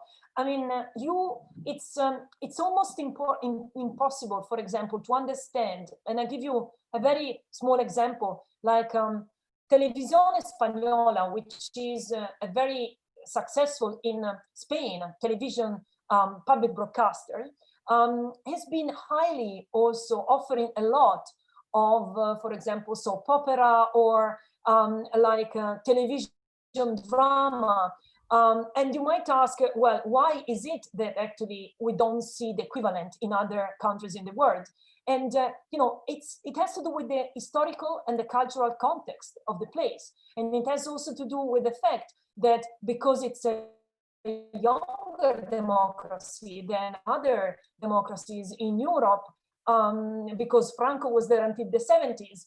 In the transition, they wanted to make sure that it was the commercial world and the commercial advertising that was funding actually TVA, and therefore this commercial ethos of the country has been replicated also in the commercial ethos of this kind of news, of this kind of television channel. And so knowing the context is crucial, and actually I'm arguing for having more and more historical communication policy research, because it's really in the trajectory, it's in a longitudinal analysis of the history of a specific policy making, and that we understand how a phenomenon is developing. So to understand how Amazon or Google developed, we need to go back to decisions that were done in the US seriously post World War II, for example, about the beginning of the deregulation, because even in the US, we had a lot of public interest policies in just post World War II, for example, that we tend to forget about, but it was like that. So the context, crucial. Yeah, and then Dr. Nisha Pawar has raised the issue of right to privacy. She has asked how to maintain right to privacy while conducting a communication policy research in this COVID period. Very, very important question. Actually, I'm facing concerns myself, because I know that anytime, for example, we are logging in on Zoom or Skype, it's almost unavoidable to know that our data and what we are discussing can be accessed easily, right, by corporations, and therefore also by states or by governments. So how do you maintain? Well, I've been running a few interesting workshops on digital resistance, and the idea is that technology is also fighting back, in the sense that there are always new tools that can be explored, that can be used. And if you really are concerned about the privacy, what I would recommend is to also consider those tools. Encryptions, VPNs, different forms of video chats, and that are less mainstream, for example. At the same time, I think it's very important to establish, because we are human beings, and we work, and our social relations are crucial, and also in analysis of communication. I think it's important that we establish trust with our interviewee. So of course, they know that we'll do everything to protect the privacy, to protect, the time that they're giving us, and therefore also making sure that you are encrypting the data, making sure that you're making efforts and everything possible to make sure that the data are protected is also part of your ethics as a researcher. So this is also something that you should be aware of, and you should make plans for. If, for example, you don't have a storage available, and so you need to be able to protect the data and the interviewee, because this is how the bond between also the researcher and the interviewee is established. But I acknowledge that it's more difficult. Yeah, thank you, Dr. Brevini. There is another question by Shubhankar Basu. He is an MPhil scholar in the Sikkim University, Gangtok. He has asked that investigating perspective has degrees of complications in regard to achieving generalization to establish an argument. How can a qualitative analysis focused on audience behavior regards to dependence on technology? So the question is, just to understand, the question is to what extent we can use qualitative analysis and qualitative methods to understand the audience dealing with technology, basically. So in a way, also drawing on the very good lecture that Tufte yesterday gave, also on using mobile. So the question is more on generalization, right? The thing is that I am very much in favor of triangulation of methods. And I think that very often, especially if you want to really establish with a mass audience, right, of how a technology is being used. So for instance, how we're using Zoom and as academics, so in Australia versus India, okay? What is absolutely crucial in my view is to start with a big sample, and therefore, for example, I would apply a survey and a quantitative method. But then to gather the nuances of the way in which we are actually making sense of and interacting with that kind of technology, we need a more qualitative approach. And obviously that depends on the kind of questions and priorities, research priorities you have. In terms of generalization, if you use, for example, semi-structured interviews, you have the ability to really have a series of questions that are not open-ended and a few that are more open-ended. And you can certainly focus on the established and structured ones and make sure that they're all repeated in all the different interview guides they are developing. And in this way, obviously, you can generalize more. And because actually, even in qualitative methods, as I discussed also interviews, we have a variety of openness, right? So you start with the very inflexible and move to the more flexible. And so you can choose. If you want to standardize more, then you go for the less flexible, but you can still ask qualitative questions. If you want the nuances, that's the only way to go. Yeah, and there is a question by Rashmi Verma. She has asked that what do you think of the role of frames, especially media frames, in the entire environment communication discourse? That's a media print. So the question is about the role of media, mainstream media and the press in climate discourse, so not as agent of environmental crisis, right? So the question is about the way in which they are developing climate change discourse or climate crisis discourse. Is this a question? Yeah. Yeah. So no, I'm just because obviously, if you're interested in going deeper with the book, we make this very clear distinction, like because communication systems are agents that can mirror, public discourses and therefore discourses on climate change, but they can also be agents of pollution themselves, as I discussed briefly as a case study. Like I have to say that in Climate Change and the Media, the other book that I published last year with Justin Lewis from Cardiff University, we published a couple of studies that highlighted how a climate crisis becomes very popular, especially in times of global events. So it was very interesting because there was a moment after the famous documentary by Al Gore in which climate communication became very popular. So everybody suddenly around the globe talked about the climate crisis, and then it went silent. And then climate crisis was not discussed at all. And then just before the Paris summit and this global UN summit, then the discourse picks up again. Now, as a political economist, I see that the kind of public discourse that is developed by the press, for example, on climate change, varies a lot according also to the diversity of the media systems of the country that you are considering. So, for example, in Australia, we have one of the highest concentrated media system in the world. And the reporting on climate change is actually very poor because unfortunately, as you know, also through propaganda model studies, for example, you know very well that the highest the concentration of media is, the less likely other media will feel free to actually not join in the consensus of the media, right? So if you don't have diversity, you will only have a particular kind of discourse. And I spent quite some time trying to understand how this discourse about climate change is developing also in this country as opposed to other countries. And I can see that very often is not what we would want. It's not the kind of climate crisis discourse that would inspire. It's not the kind of clear discourse that is unbiased.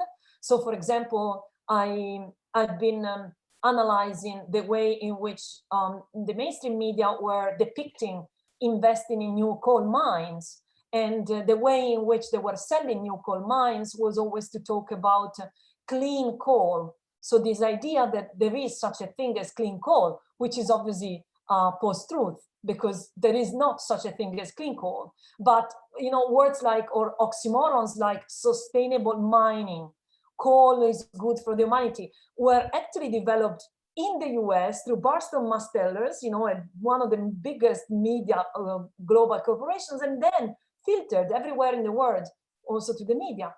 Yeah. And I don't think that that is particular great reporting, but I can see that there are great differences across countries. Thank you, Dr. Brevini. We are moving towards the close of the session because it's already delayed, and my friend, Professor K.G. Suresh, the former Director General of IAMC, he is also to make the concluding remarks. So I will not take much time, but definitely I will like to point out one important thing, because nowadays we feel that this COVID-19 period, we all have gone online, so we are not harming the climate. But the important point that Dr. Brevini pointed out, that was really astonishing to me, as she said that this carbon emission is happening, even the kind of these online this conferences that we are having, wherein this whole international audience is involved. And the most important thing which strike to my mind is that 4 kilogram of carbon emission, she said that 215 kilogram of carbon emission is happening in the case of these conferences. So even we have to find out what is the way out in the kind of climate conditions that the world is passing through. And definitely the very core thing that she said, she told us about the qualitative research, particularly about the structured, unstructured, and the semi-structured interviews. I believe that all those researchers who are there in this session will be benefited by whatever information and understanding Professor Brevini has tried to give about this, and how to conduct the interviews with the expert and all. And the whole the triangulation approach she again and again pleaded for. And obviously we all researchers believe in today's time that triangulation is the best approach which need to follow. And we believe that shortly we will be free from this pandemic effect. And then the kind of face-to-face interaction, or as she said, that this interaction on the coffee table, I mean, if that becomes possible shortly, then we will be able to have a better kind of research, to produce better kind of researches through this, I mean, qualitative research through this interview mode. So thank you, Dr. Brevini, and thank you all. Dr. Pandey, should I mean, this Professor K.G. Suresh is to take over? Yes, yes. Professor K.G. Suresh, our valedictory speaker, a very eminent academic of media, would now speak and bring the 5 days long session on communication research by 5 stalwarts from across countries and across continents to an end with the talk of a media guru of India, Professor K.G. Suresh, the former Director General of Indian Institute of Mass Communication and currently the founding dean of the New Media School of UPES Dehradun. Thank you. Thank you. Am I audible? Yes, sir. Yes, sir. Please You go are, ahead. you are, sir. Thank you. Thank you. Thank you, Professor Ujjwal Chaudhary. Thank you, Professor Uma Shankar Pandey, and my friend, Professor Ambrish Saxena. I wanted to forego this session and just keep on listening to Dr. Brevini. I mean, such a wonderful lecture, you know. Compliments to Dr. Uma Shankar Pandey and Professor Ujjwal Chaudhary for lining up such a great festival of ideas, festival of insights, you know, into communication research. And I think this was much needed. While we were having across the country a lot of webinars, but I thought that this international perspective was something that was missing. And thank you for lining up such a wonderful, and gratitude to IAMCR also for having this India web series. And I think that we got to know about a lot of perspective, how the international communication research fraternity is working, so that we can also work in sync with them where required, and also exchange ideas, you know, about what we are doing back home. In India also seminal work is being done. So we also need to talk about that. And Professor Brevini's lecture was the cherry on the cake, I would say, that, you know, and I have been asked to, you know, make some valedictory comments. First of all, of course, my humble tributes to our friend, our fraternity member, Dr. Sunil Mishra. It was a big loss, and we pray for the departed soul, and our prayers are with the bereaved family. And secondly, this conference has dealt with a lot of ideas. And I believe that it is also important to know one thing. You see, I'll just refer to very briefly Andrew Grove, the founder of Intel. I'm sure that all of you have gone through that book of Only the Paranoid Survive. And in that book, he has referred to what is called a strategic inflection point. And a strategic inflection point is that time in the life of a business, in his words. It could be a nation, it could be the world. It's a time in the life of a business when its fundamentals are about to change. The change can mean an opportunity to rise to new heights, but it may just as likely signal the beginning of the end. Where are we headed? That's the big question. You know, we are at a strategic inflection point. We are at the cusp. We are at the crossroads. And this is where the entire global communication fraternity should come together. In India too, I mean, Professor Brevini was referring to how we can impact communication policies. Only recently, after 34 years, we got a national education policy.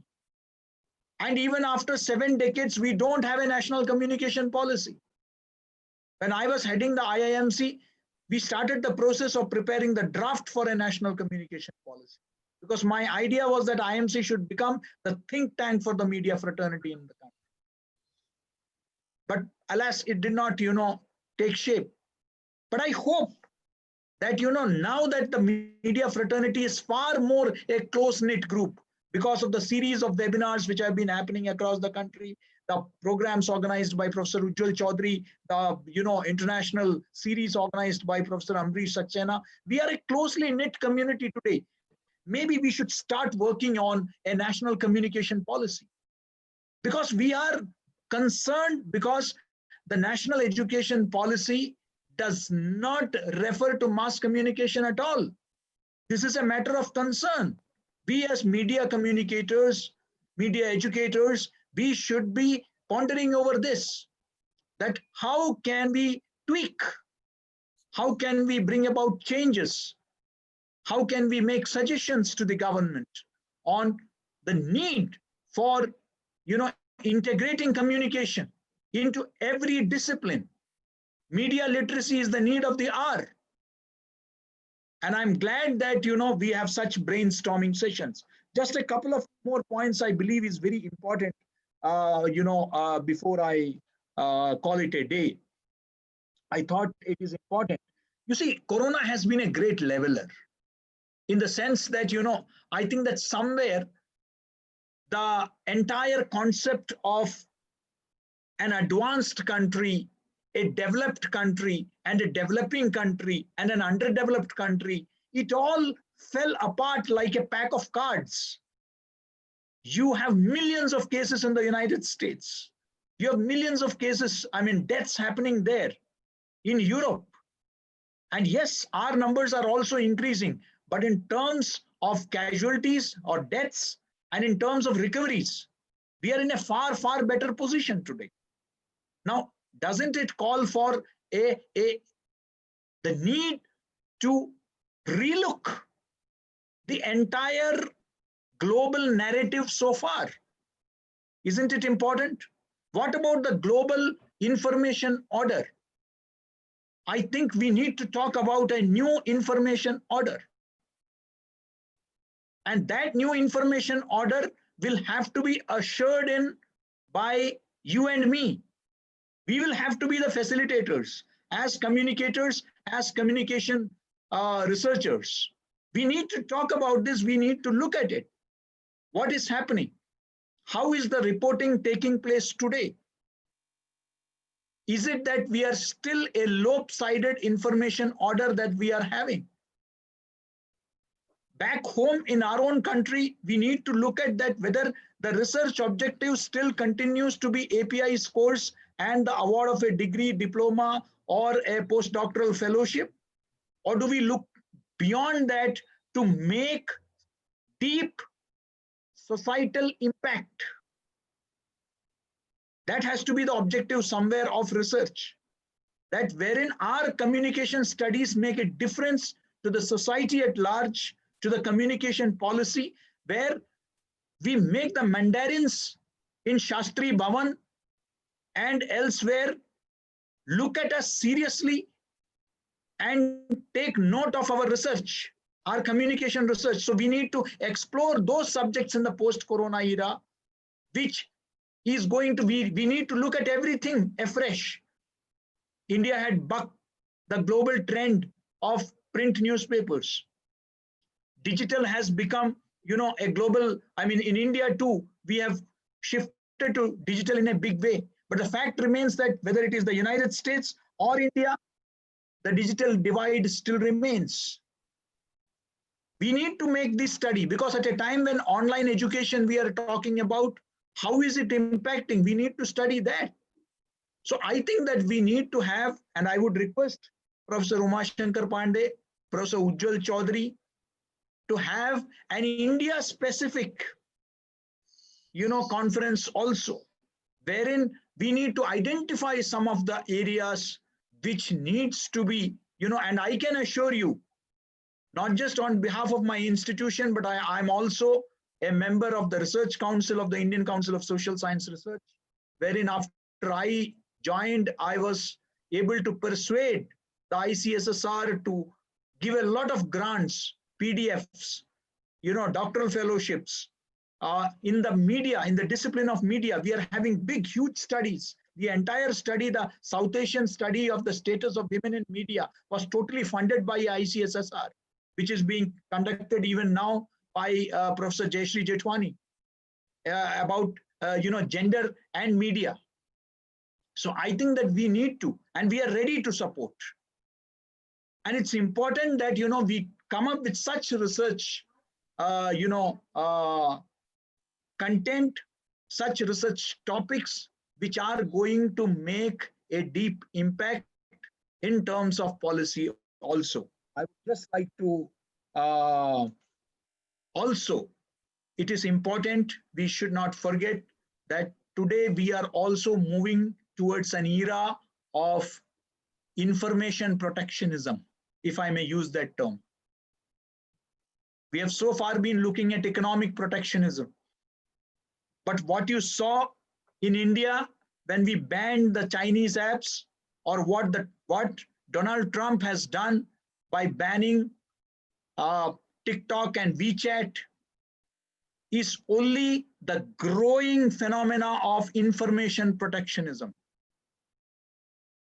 There are issues of data sovereignty, wherein people are using technology to steal precious data, to encroach into privacy.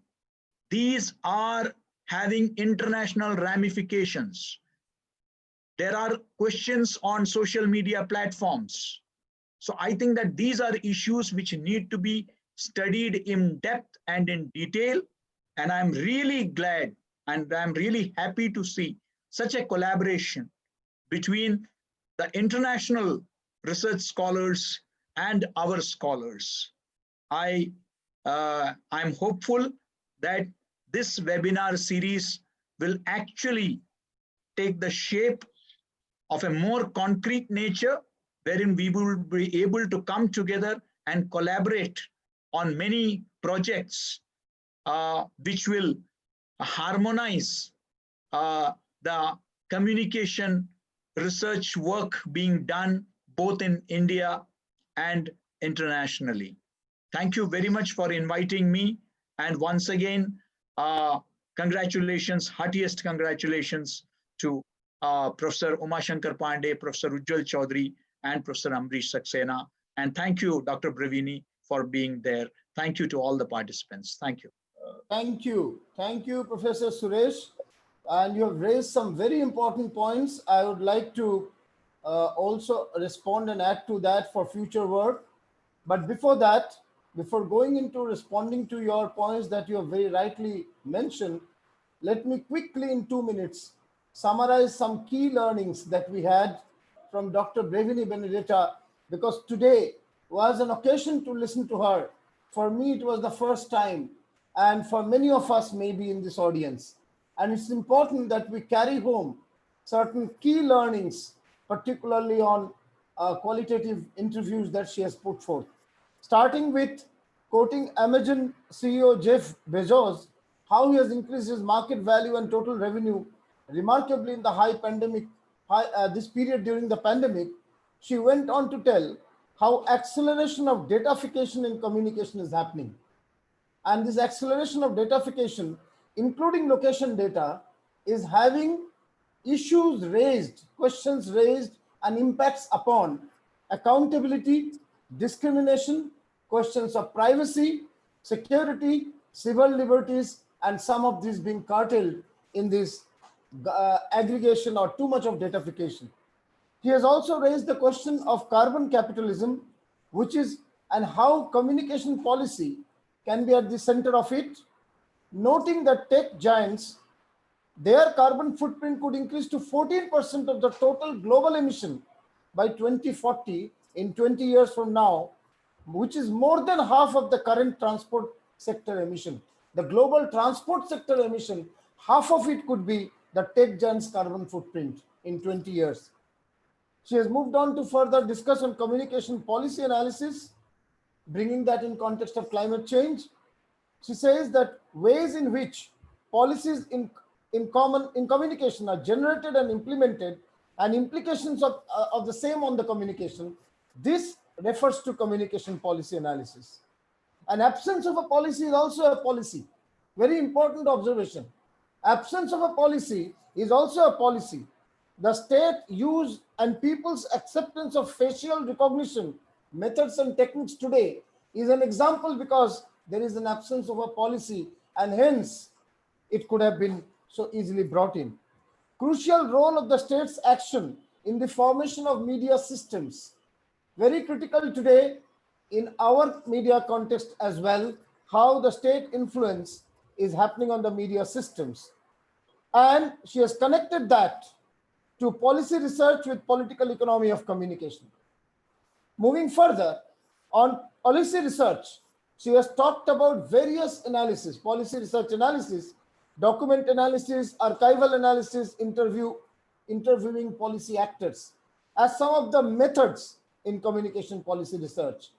Important to note, in documents, she has included all forms of document, what we often call as online, offline, on air, on ground, or print, visual, audio, data, internet data, all together.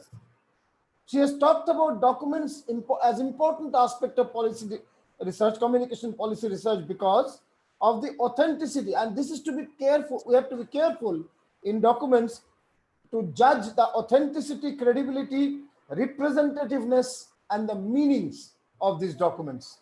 Moving further, focusing on qualitative interviews, which was the bigger part of her talk, she says that qualitative interviews brings forth perspectives, experiences of the past, expert insights and info which is not normally available to people, and description of events, again not usually available in the public domain.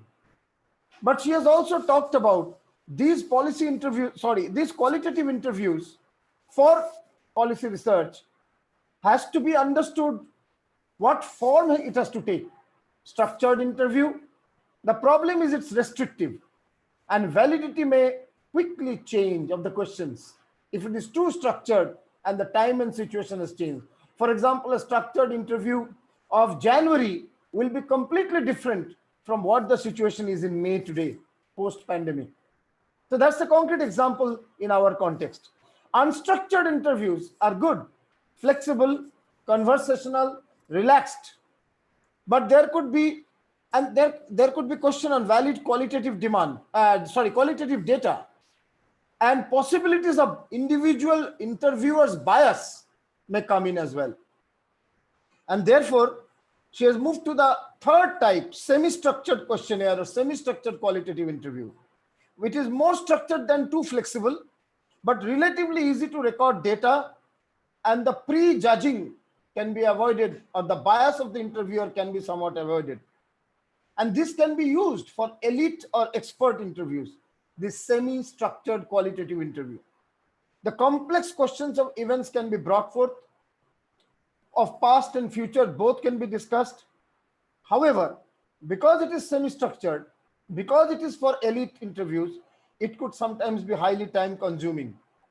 It could be resource intensive because it can lead to open-ended discussion, open-ended issues, and therefore further research going into it, taking a lot of time and money. Issues of validity could be there, and sometimes it's very difficult to generalize. However, it seems that she would rather with caution want us to look at semi-structured qualitative interview as an ideal or a qualitatively better, reasonably better way. So qualitative semi-structured interviews are in a way open interviews. They are used largely in policy analysis. Questions that the study is addressing has to be the focus, and interpreting the data received is very significant. She went into examples of artificial intelligence for Europe, how AI strategy, evolution of it, communication policy experts were also involved. And she's also gone into other, like the public service broadcasting online. That was another good example. I really liked in the discussion period, she took the reference of Al Gore's role, former Vice President of US, Al Gore's role and communication on climate crisis, how it rightly brought forth the focus of the world and policymakers on climate change.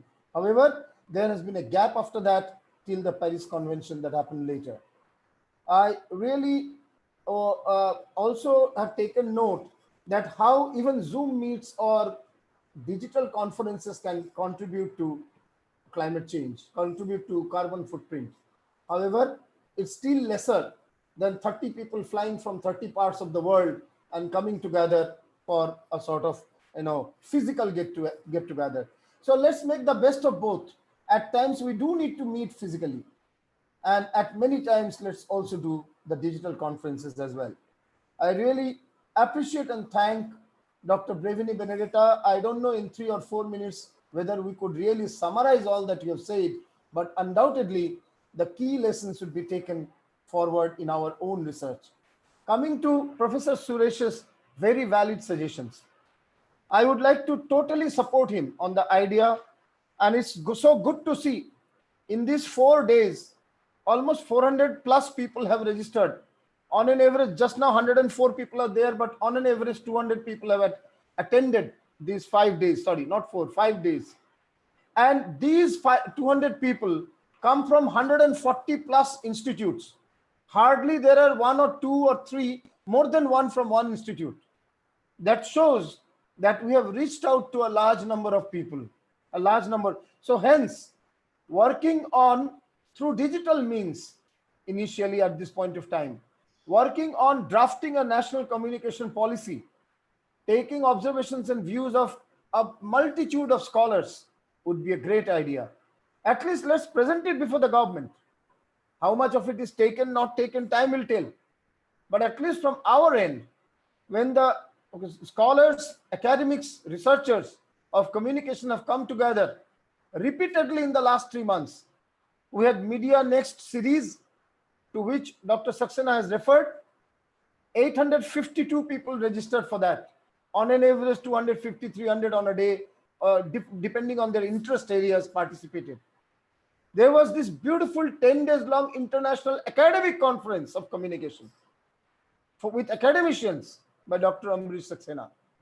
And a huge number of participation. I think more than 200 papers were presented there. Only the academic papers were 200. And today we have, with the support and great contribution of Dr. Umashankar Pandey, the India IAMCR ambassador, a true role of an ambassador, brought forth the 5 stalwarts here for this. So through these June, July, and August efforts, I think we have come quite a lot closer. And I personally salute Professor Suresh sir. I think I have done to this date around 107 webinars in 125 days. But Suresh sir has crossed 200 webinars. If I am not wrong, it will be more than 200 webinars in the 150 days. And it requires a lot of courage, patience, focus, and network to do that. Fabulous work, and therefore we have already created a background of cooperating on national communication policy framework. That's one idea. And the second, new information order. I would like to remind everyone, non-aligned movement had started with a new information world order, communication order concept. But unfortunately, the Cold War got better of it. The high resources of the Western world got better of it. And the new NAM world order could not sustain. The third world communication order could not sustain. And thereafter, we found the disintegration of Soviet Union, leading to the further dominance of the Western world order, the Western world information order. And therefore, there is surely a time now, particularly the example that he brought. The pandemic has shown how vulnerable people, even of the Western world, are. And therefore, in this context, it would be good and a great idea to develop a concept note of a new information world order. How we can do that, we'll talk further. And please understand, whenever we discuss such things together, we do take them forward. For example, I'll give 2 examples. One, Professor Suresh, along with Heal Foundation, came out with a do's and don'ts for the journalists during pandemic coverage. And I again appreciate and salute and recognize it. I myself had shared with different groups of journalists, because that was the first communication done by an academic institute in association with another organization to come out with do's, don'ts of media people, a sort of guidelines for the media people. It was followed by another similar work done by Press Club of Calcutta as well. But that was the first one. And similarly, I'll give one more example. During the international conference, ICANN 3, of Dr. Saxena, we had discussed about media literacy as a solution to, or as a good, at least a possible solution to the spread or infodemic or spread of another pandemic, information pandemic, fake news, or rather to call it false content, because if it is fake, it cannot be news. If it is news, it cannot be fake. And hence, we are following it up tomorrow. Dr. Saxena's entire faculty and our faculty together of Adamas coming online to discuss and debate how we can create a national course syllabus on media literacy and take it to various institutes to be implemented at their media courses. Alongside, how and what can we do to create a media literacy movement at the +2 level, junior schools level itself. So we'll be discussing that. So these two discussions, what just now I said, show, or rather not discussions, these two actions show that discussions are not for seminars only. And therefore, I promise Professor Suresh, I will chase you to come together with all of us and let's discuss this national communication policy framework of India, for India, which you said for 70 years has not been done. And the new information order, which has fallen after the breakdown of NAM movement. Let's really talk further on that. I will end this part on Professor Suresh's comments with one observation, sir. I salute your work on gender-related issues, as you said, with ICSSR funding. My only lament is the government has been reducing the funding of ICSSR in recent times. Several projects have been dropped. This is something that we need to take care. Only STEM, rational, logical, scientific, engineering, technology, cannot sustain a society. It is necessary, but it is very important that we go beyond STEM and we look into the aesthetics, creative, communicational innovations and other aspects of life. Because traditional STEM in the world of artificial intelligence, automation and robotization are completely going out of circulation, because mass production, people are not needed now. Machines can do that. Machine learning and artificial intelligence can do that. We need human caliber, human talent for creative, aesthetic, innovation, conflict resolution, problem solving, critical thinking areas. And for that, the right side of the brain has to be equally developed as the left side of the brain. And let's look forward to further funding of social science research, liberal education research. I appreciate many of the points of the new education policy to that extent. However, without getting into further, it's already quite a bit of time. I really thank everyone. And I request Dr. Umashankar Pandey, the soul behind the 5 days program of bringing forth the 5 scholars from 5 countries, from 5 continents together for this program. I request him to come online and bring this session to an end with his few words. Over to Dr. Umashankar Pandey, IAMCR India representative. Thank you so much, Professor Ujjwal Chaudhary, for this lucid presentation. I must thank Dr. Benedita Brevini for staying on for 1 hour beyond what we promised we'd keep her. So it must be 10 p.m. in Sydney right now. So thank you very much for your engaging presentation and for your presence. I really appreciated also the call to action. I found it very, very useful, and I think that there couldn't be a better ending to this. Thank you so much. And this has been such a wonderful north-south exchange as well, and that is how that was one of the ways in which we wanted to this webinar series to go. So as your presentation was going on, one of these scholars from India, she shared a paper from yours, the value of environmental communication research from the International Communication Gazette. And people have been relating to the works of all our dignitaries during their speech and engaging with them. And that is the idea, because we wanted this conversation to go on. We wanted people to engage in diverse ways of looking at media and communication research. And policy research is such a wonderful element to that. I must take this opportunity to thank the most important person behind this webinar series, and that is Professor Graham Murdoch. And he's been so very involved in every he's been writing to me every day, twice or thrice, And we Indians, we have the same word for time when we talk about yesterday and tomorrow. So probably the only language in the world which has the same word for yesterday and tomorrow. So, I thought that I would get over by, just talking about GMT to everybody. Then I realized that in summer, GMT is 1 hour behind, and, the UK time is 1 hour ahead. And Professor Murdoch joined 2 p.m. Indian time, and he said that there's no one there.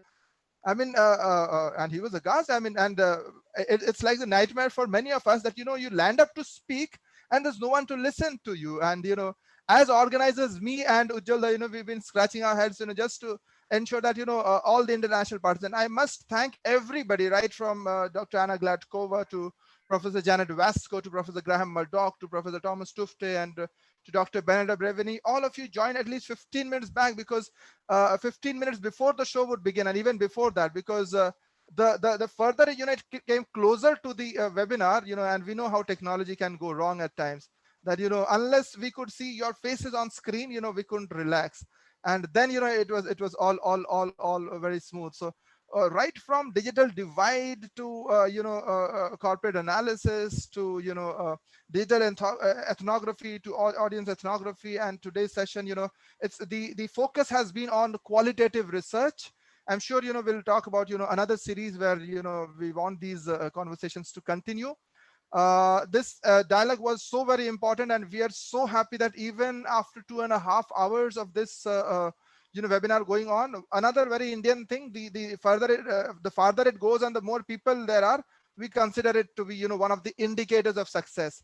So it has crossed 1 hour behind our schedule, and we still have over 100 participants listening intently. This is a great encouragement to us. And we promise we'll come back again, and we'll keep on pestering Dr. Brevini, one of the few persons who who's not very active on the social media. So, I had a lot of difficulty finding her photograph from the internet, and I'm hidden. I'm there. I'll follow you. I'll follow you for sure. Thanks again, everybody. Thanks, Professor Ambrish Saxena. Thanks, Professor KG Suresh. Thanks a lot, Professor Ujjwal Chaudhary, and your fabulous team. And within this short span of time, and all our international stalwarts have also appreciated that.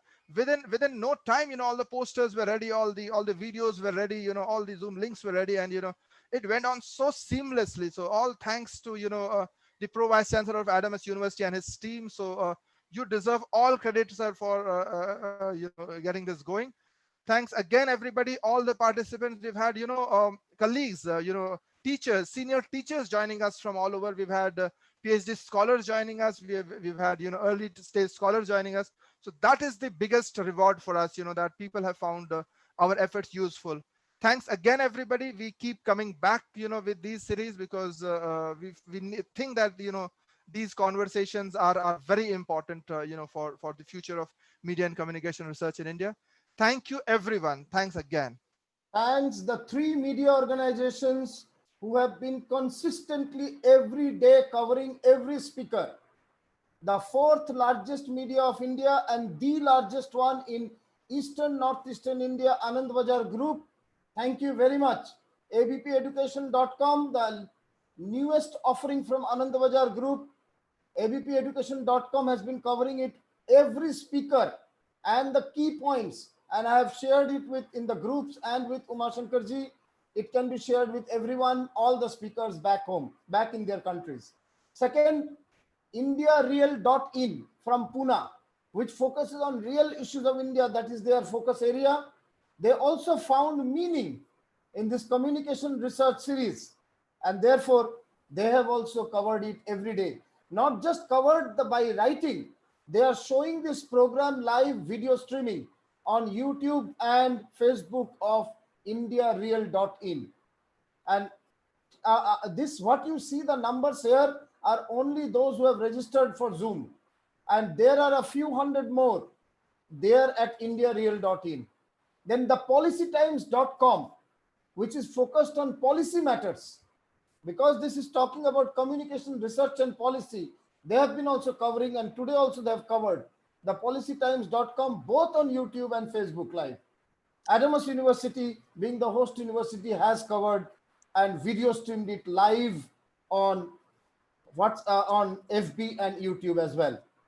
I thank my digital team led by Rajarshi Ghosh and Shaunak Chaudhary for doing all that they have done. My design team led by Kunal Samaddar for designing all these posters. My video, the animation video developed by Tanmay Samanta. And I also thank the owners and the editors of the 3 media partners.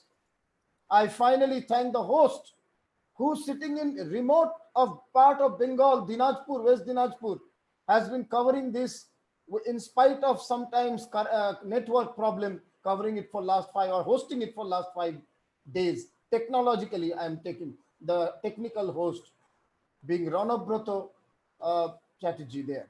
Thank you very much. Thank you all the 100 participants who still now are there. It's a great time, and thank you, Dr. Brevini Benedita, for bringing this session to a glorious end, with the valedictory session of Professor K.G. Suresh and a very nice, suave, calm, cheering moderation by Dr. Ambrish Saxena. Thank you very much. We meet again some another day on another occasion. And thank you, my partner, my friend, Dr. Umashankar Pandey. Thank you for everything, sir. Thank you so much again. Thank you, Dr. Brevini. Thank you.